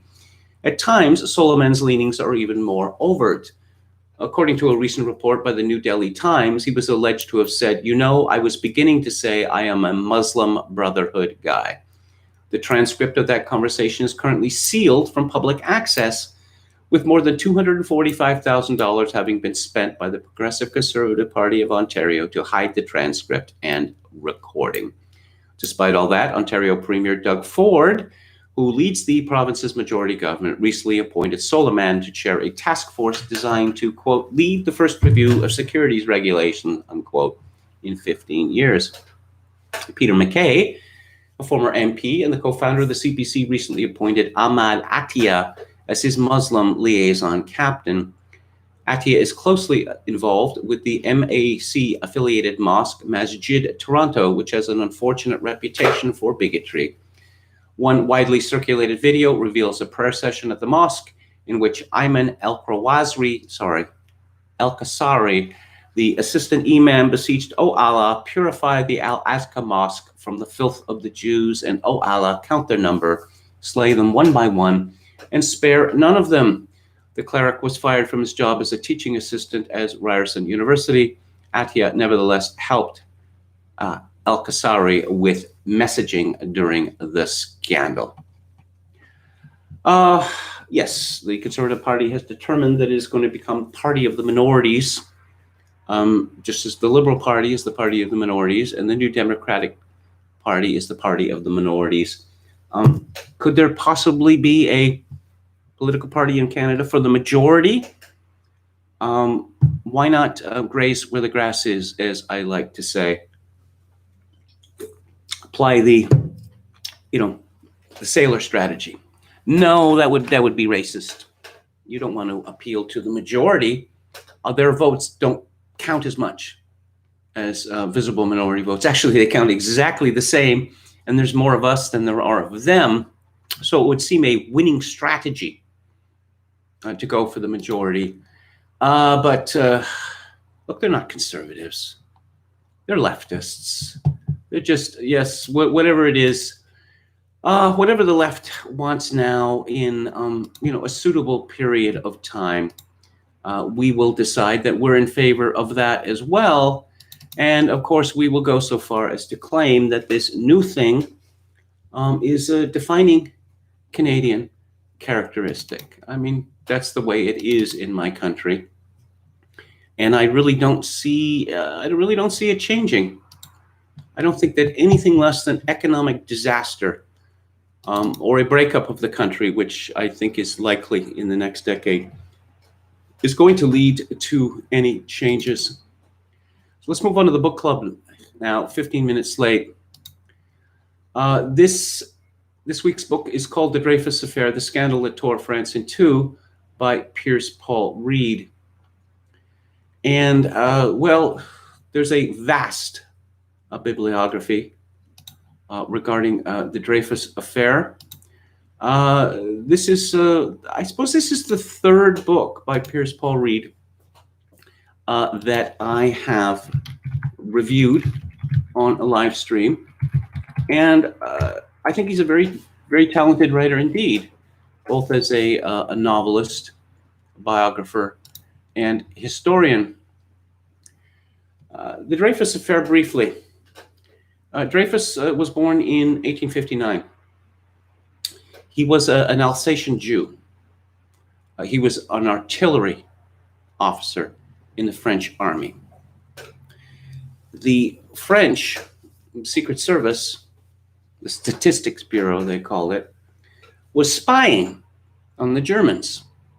Now, this sounds incredible, but it's true, that they had bought off someone working in the German embassy who stole the contents of waste paper baskets, and thus much valuable intelligence, top secret intelligence, was garnered. I guess they didn't have shredders then. I suppose you could have tossed this stuff in a fireplace or even ripped it into little pieces, but no, because can you imagine a chambermaid actually stealing documents? That's unthinkable. So a particular document which became known as the bordereau it intimated about the divulging of top secrets to the Germans. Now, keep in mind that the Germany had invaded France in 1870 and won a crushing victory, leading to the downfall of the empire and the ousting of the Emperor Napoleon III, and the Germans would invade again in 1914 with a different result.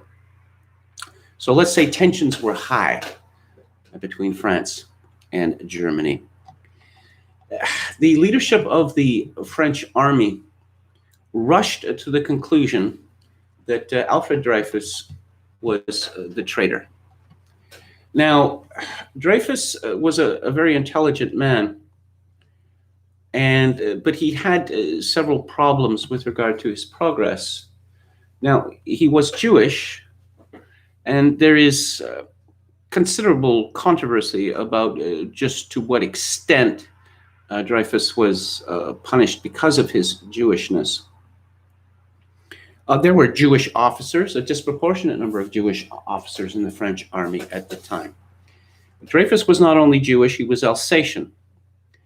And I think this is as significant as the fact that he was Jewish, because Alsace is, well, it's as German as it is French, or it was at the time. And the Germans had taken Alsace in the war against France in 1870. So Alsatians were regarded with suspicion. Dreyfus had a private income, a substantial private income. His family was wealthy. They were textile manufacturers. And so he lived in an elegant apartment with his wife and children in much different circumstances than most French officers.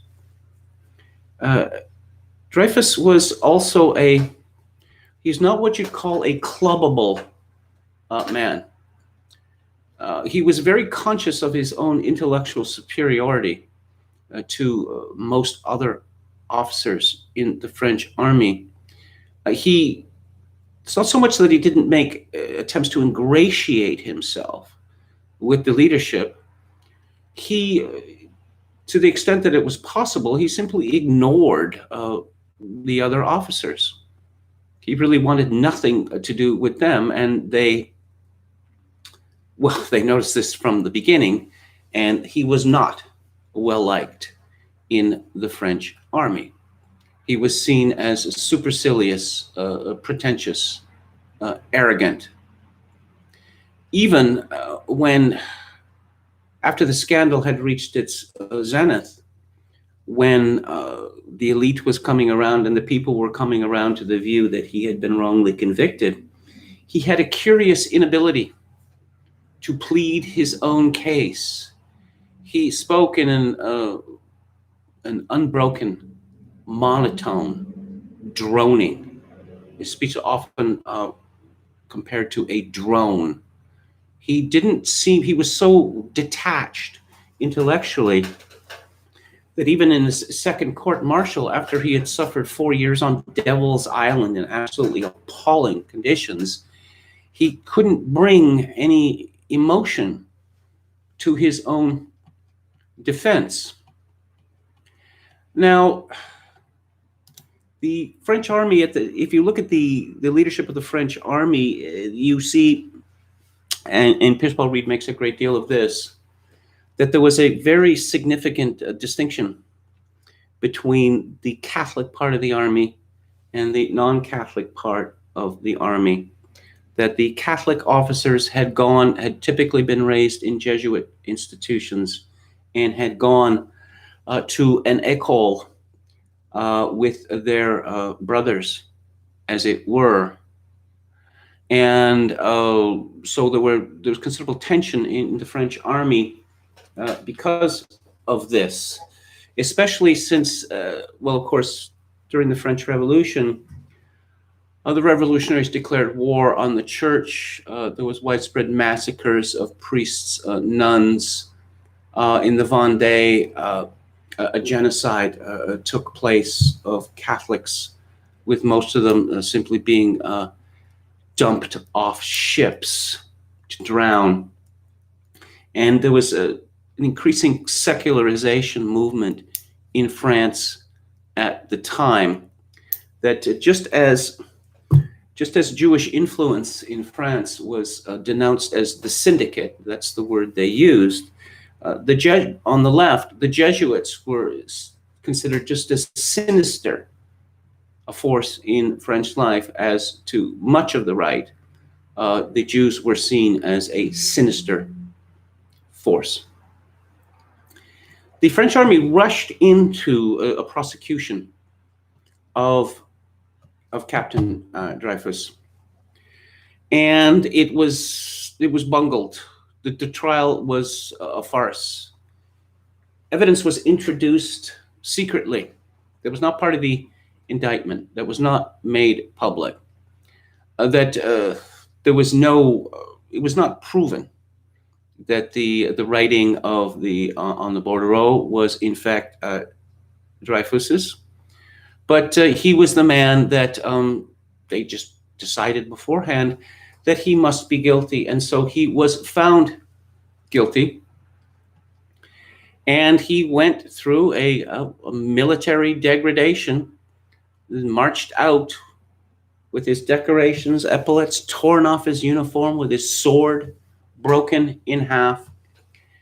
And he was sent to Devil's Island, as I say, which I suppose has been immortalized in several works, not least of which the novel Papillon and the movie with Dustin Hoffman and Steve McQueen. It's a tiny spot, really, off French Guiana, right near the equator. This is a completely dead landscape, and conditions, as I say, were absolutely appalling. I mean, he wasn't even really given proper food to begin with. He had to attempt to make his own over an open fire. Later, after a story appeared that he had escaped, a palisade was built around the dwelling, such that the conditions inside became even more intolerable. It was so hot for the whole day that Dreyfus, he was allowed some books. He was allowed to write to his wife. He was just incapacitated. The change in Dreyfus after he had reappeared in France after 4 years on Devil's Island, it was absolutely shocking. People, even his enemies, were appalled by his degradation. But Reed is very good with discussing the political situation at the time, particularly the importance of the press, that there had been an explosion in the number of titles and the number of readers, and the press there was no pretense of objectivity at the time, none whatsoever. You had parties that had papers that supported all manner of parties. There were a number of openly anti-Semitic papers, the leading one being Le Libre Parole, free speech, it was called. And you had Republican papers, you had monarchist papers. You have a war of the newspapers. And of course, the most significant intervention in the case, the sensational intervention of Émile Zola, his essay J'accuse, was of course printed in a newspaper. Public opinion was very much against Dreyfus, not simply because he was Jewish, but because he had been deemed to be a traitor. The court-martial had found him to be a traitor. And Reed explains that the bloom had come off the rose of the Republican government in France. The scandal regarding the Panama Canal had brought this to a head. That essentially that the Republican politicians, all of them, were seen to be crooks, shabby, shady people, using their position to get rich. That simple. There was still one institution in France, though, which was highly regarded, which was thought to be the soul of the nation, if you will, to put it in Joe Biden-esque terms, and that was the French army. You know, right or left, everyone admired the army. Everyone was a supporter of the army, and the army had found that Dreyfus was guilty. So guilty he must be. And there was a civil trial later, but the army was not an institution that anyone would risk denigrating. Now, that was to change because of the Dreyfus case. A fellow called Colonel Henri, he decided, well, of his own volition, as it turns out, he was in the Statistical Bureau, and he answered to a Colonel Picard, who was the great unsung hero of the Dreyfus affair. He decided that the case against Dreyfus was weak. There was a claim that Dreyfus had admitted his own guilt to an officer, which would seem to be not true, because he was quite vociferous about not being a spy, being innocent. But again, during his arrest, during his imprisonment, his initial imprisonment, he made a bad impression on a great many people, because the rule is, and it holds to this day, that one has been monstrously wronged, one is supposed to rant and rave in response, and Dreyfus was not a ranter or a raver. So Colonel Henri, he starts manufacturing evidence against Dreyfus.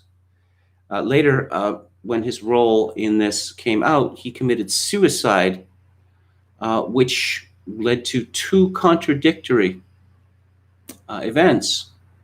One was that a number of people who had been anti-Dreyfusards were so shaken by this that they came around to the other side. Another was, though, that Henri became a great hero, a martyr figure for the right. Now, there were people on the left who were anti-Dreyfus, and there were people on the right who were pro-Dreyfus, but this can be pretty much, divided into a struggle between left and right. In the same way that there were people, there were Catholics, and priests or bishops who were champions of Dreyfus.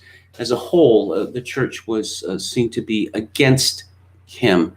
And you see a similar thing amongst Protestants. French Protestants were overwhelmingly pro-Dreyfus.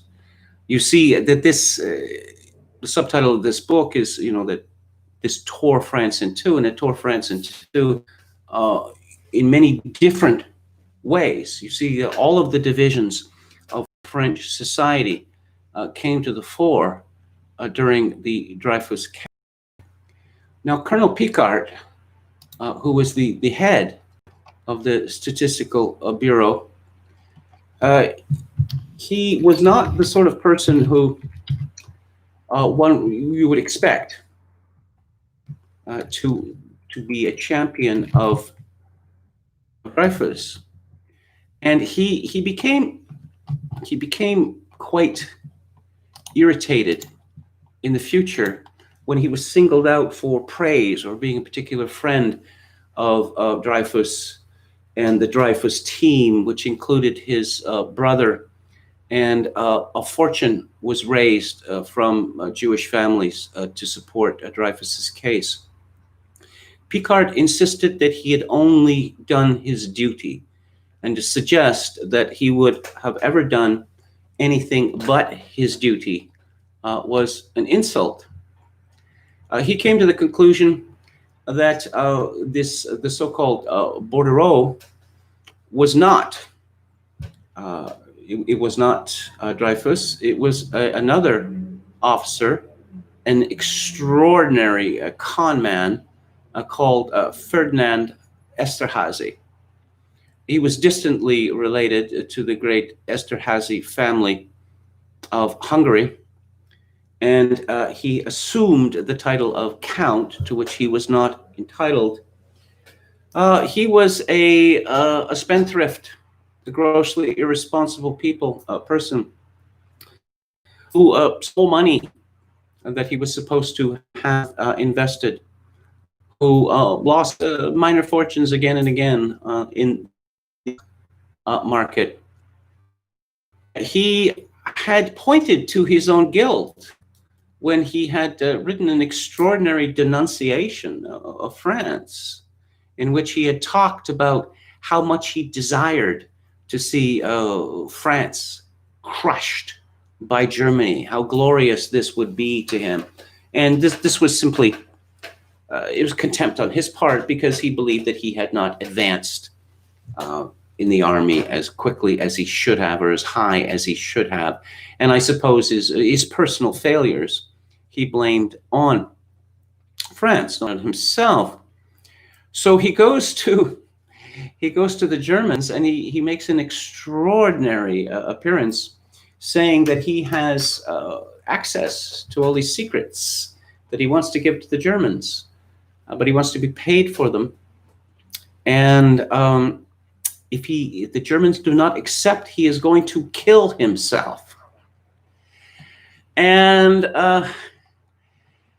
he later became an investor in a brothel. The German, who was at the head of this from their side, he was involved in a relationship with the wife of a Dutch diplomat. He was also involved in a homosexual relationship with an Italian envoy who wrote him letters. His name was Alessandro, but he signs his letters Alexstrine, as if he is a woman, and he pleads for the German to come and bugger him again. It's absolutely extraordinary stuff. The French army, the general staff of the French army, realized that Colonel Picquart was a time bomb, because he knew that it was Esterhazy who was the traitor, and he was not going to give up. So they start sending him away. First, they send him to North Africa, hoping that he will be killed in one of the many local clashes. But North Africa was still too close, so they sent him halfway around the world to Indochina. Now, the news of what Picquart had discovered began to leak out into the general population. And to the extent that in 1898, January 13th, the newspaper L'Aurore, which was Clemenceau's newspaper, he later became Prime Minister of France, and he published this extraordinary essay, talking about great detail about what a stitch-up the Dreyfus affair was, naming names, naming all the names. And this was a sensation. Previously, newspapers which had taken a pro-Dreyfus approach, they dropped it, because that's how unpopular Dreyfus was, that if you were campaigning for Dreyfus, you would lose subscribers, that you would risk your business going under. But Zola was charged with defamation. He was convicted of defamation. He'd fled to England. The Mathieu, Dreyfus's brother, led a campaign which lasted for years, and as I mentioned before, cost a fortune, which was raised by Jewish interests. Now, the very effort by Dreyfus's family to exonerate him was seen as further perfidy of the Jewish syndicate, that this was seen to be outrageous. And again, I'll refer to what I said earlier, that, the army had decided that he was a traitor, that Dreyfus was a traitor, so he must be a traitor. Because what, are you second guessing the army? Well, what kind of Frenchman would second guess the army? Picquart was broken by this. Court-martial, tossed out of the French army, accused of being a traitor himself. He never varied. He never faltered in his determination to see justice done in this case. So there is more and more support building for Dreyfus in France, among the people, in the press, amongst the elite, the intellectuals. Reid notes that this term intellectual was not invented during the Dreyfus affair, but it was during the Dreyfus affair that this word gained the currency that it has today, that this class of intellectuals was noted or perhaps created. And these people that we call intellectuals are supposed to have, superior powers, all sorts of superior powers, superior moral powers, especially. There is a kind of cracking amongst the French politicians that it was a very difficult situation for them, because to come out for Dreyfus was to risk the wrath of the people. But there was this tremendous fear that, it looked as if this thing was a stitch up from the very beginning, and then that anyone who was connected with it at the beginning or later in perpetuating this falsehood would be broken by it. Reid writes, "It was the thought of reopening the Dreyfus case that led the three men who felt themselves responsible for the security of the state, Boisdeffre, Gons, and Billot, to impede Picard's proceedings against Esterhazy. Was this the moment when, like the high priest Caiaphas, they decided it is better for one man to die for the people than for the whole nation to be destroyed? History would judge them severely for a decision which left an innocent man rotting on Devil's Island. And as Gons's outburst to Picard suggests, it might have been different had Dreyfus not been a Jew. But as Marshall Thomas points out in his dispassionate account of these events, the three men were neither madmen nor criminals. And the gravity of what was at stake makes it important to try and understand the motives for their decisions. To them, the choice was between injustice and disorder. With the body politic corrupt and enfeebled by social and cultural fissures, the army embodied unity and integrity of the nation. To make public the fact that the trial of Dreyfus had been fraudulent and its verdict unsound would so discredit the high command that the army would be fatally weakened. Furthermore, the conviction of Esterhazy would open a new can of worms, because Esterhazy might imitate Weil, who was a senior officer and a Jew, and Weil the generalissimo Saussure. There will always be men, wrote Thomas, who will prefer injustice to disorder. It is here a matter of temperament. Had not Goethe expressed such a preference at the siege of Mainz during the French Revolutionary Wars? The position of a Boisdeffre, of a Billot, will always be opportunistic, but to make the choice requires a lucid appreciation of what is involved. In this case, Gons's decision, warmly approved by his superiors, only managed to create disorder and perpetuate injustice, and plunge the whole country into a dreadful struggle whose wounds took a long time to heal. Now, we talk about anti-Semitism today, and it means something different than it once meant. To a large extent, it often involves simply a claim of being put out, of having one's feelings hurt.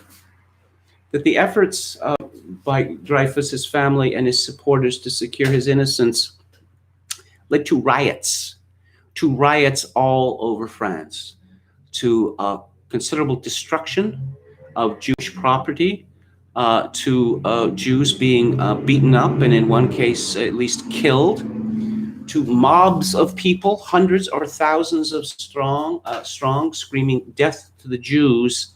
Yes, that is real anti-Semitism. The position of the anti-Dreyfusites became more and more desperate because they realized that they were in a trap, to the extent that they continued to advocate that Dreyfus was guilty. As the evidence was turning against that position, they understood that the turn of events in the Dreyfus affair was emboldening their enemies, and they were enemies, and their enemies had plans for them. They had plans for the right, and they had plans for the Catholic Church in France. Dreyfus was brought back to France after 4 years, where he was to be court-martialed again. And he was convicted again, amazingly. And this caused a jubilation from one camp and despair from another. But Matthew Dreyfus never gave up. And poor Alfred Dreyfus, he believed that his return to France meant that he had been exonerated. It did not. The pressure to reverse the verdict and to finally free Dreyfus continued, such that the politicians could no longer withstand it. But first, there was a pardon of Dreyfus, which caused much bitterness in the Dreyfusard camp. Picquart, for instance, was outraged by this, because in accepting the pardon, Dreyfus was accepting the verdict of the court, and he had to desist all efforts to exonerate himself. And there was a great split in the Dreyfus camp.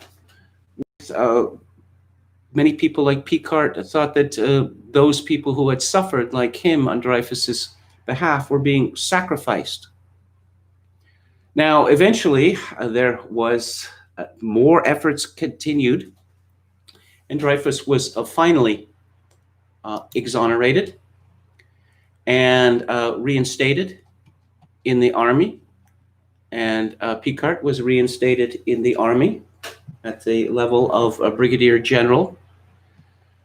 He died before the First World War, horse riding accident. Dreyfus survived the First World War. He lived till 1935. But the Dreyfus affair led to a decisive change in France, in French politics.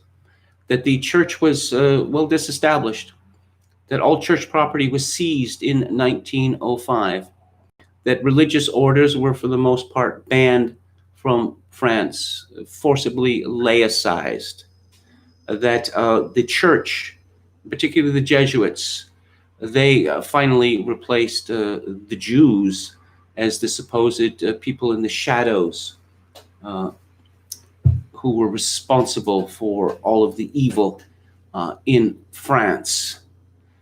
And the right, they never forgot this. And this division in France lasted, well, it lasted until 1945. It lasted until Charles de Gaulle first came to power, because the right had decided it was going to take revenge.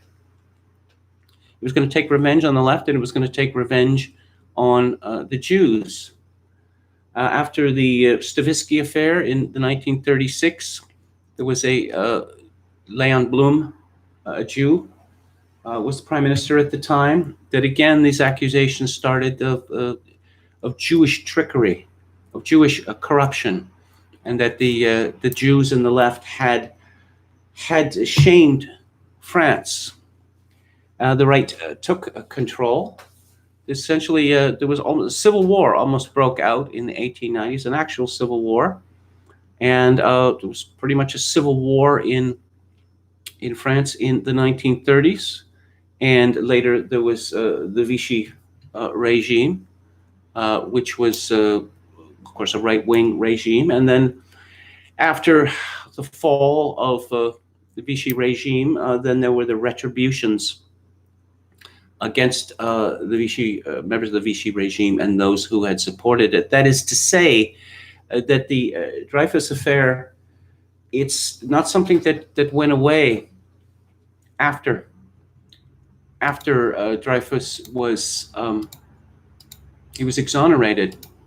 There are no, I suspect that there's probably a handful of people who believe that Dreyfus was guilty. But I think that one would need to be dishonest to come to that conclusion, because there is no evidence against him, and the evidence against Esterhazy is large and it is solid. and the efforts of Colonel Henri and others in the French army to manufacture Dreyfus's guilt. It's indisputable. Curious thing about Dreyfus, his wife, Lucy. Dreyfus, I suppose, was a man of his class and his time, that he had many mistresses. And this was revealed to the public to blacken Dreyfus's name during his legal ordeal. And the argument was made, which seems absurd to me, but I know that some people hold it, that a man who is prepared to cheat on his wife is a man who would be prepared to betray his country. Lucy was unflagging in her devotion to her husband, despite his infidelities and despite her public humiliation in the press. This is really one of the most powerful parts of Reid's book. I found myself being brought almost to tears several times reading about the letters that she sent to Devil's Island, and her joy at finally being reunited with her husband. But here's how Reid's book ends, and there are many strange things in history, but this is one of the strangest. In March 1941, the Vichy government set up a Commissariat Général to administer Jewish affairs in France. Its first director was Xavier Vallat, the second Louis Darquier, the third Charles Dupaty de Clam, the son of Commandant Ferdinand Dupaty de Clam, who was one of the leaders in prosecution of Dreyfus. Among the tasks of the commissariat was the sequestration of funds and property belonging to Jews. 20,000 francs was taken from a bank account held by Lucy Dreyfus. Lucy lived with her daughter Jeanne in Toulouse until the Germans moved into the unoccupied zone in 1942. She then went to her younger sister Alice in Valence, adopted Alice's married name, Dutheil, and was hidden for the rest of the war by a community of retired nuns in a convent in Valence. Only the Mother Superior knew who she was. At the liberation, Lucy left the convent and returned to her flat in Paris, where she died on December 14, 1945. This is such a vast story involving so many people, so many different interests, so many extraordinary twists and turns that I have just touched on some of them. But I highly recommend Piers Paul Reid's book, The Dreyfus Affair. You're getting more than simply a history of the affair itself. What you are getting essentially is a potted history of France from the Revolution onward. And Reid is an excellent writer. He is very clear, and his book, this is not an academic history, of course, but he is not in no way difficult to read, but he's in no way pretentious as well. It is all set forward in a manner in which this very complicated story is explicated for the reader. I have a very high recommendation for this book. And what are we going to be talking about on the book club next week? Well, let's go to it. Theater Thursday, we are going to be discussing Ken Russell's film from 1962, Elgar, about the composer Sir Edward Elgar, O.M. And after that, a very distressing movie about World War II in White Russia called Come and See by Elim Klimov. And the week after that, a movie which has been called a kitchen sink, but I think that it is bigger and broader than that. It is about the London suburb of Bethnal Green in 1947. It's directed by Robert Hamer. It's called It Always Rains on Sunday. And on the book club, yes, a very distressing book next week. It's about Jimmy Savile, Sir Jimmy Savile. He was. It's called In Plain Sight by Dan Davis. It's about one of the monstrous criminals of the 20th century. He came to a position several Britain.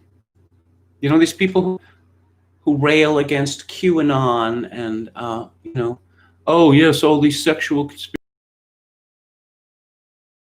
Are they now?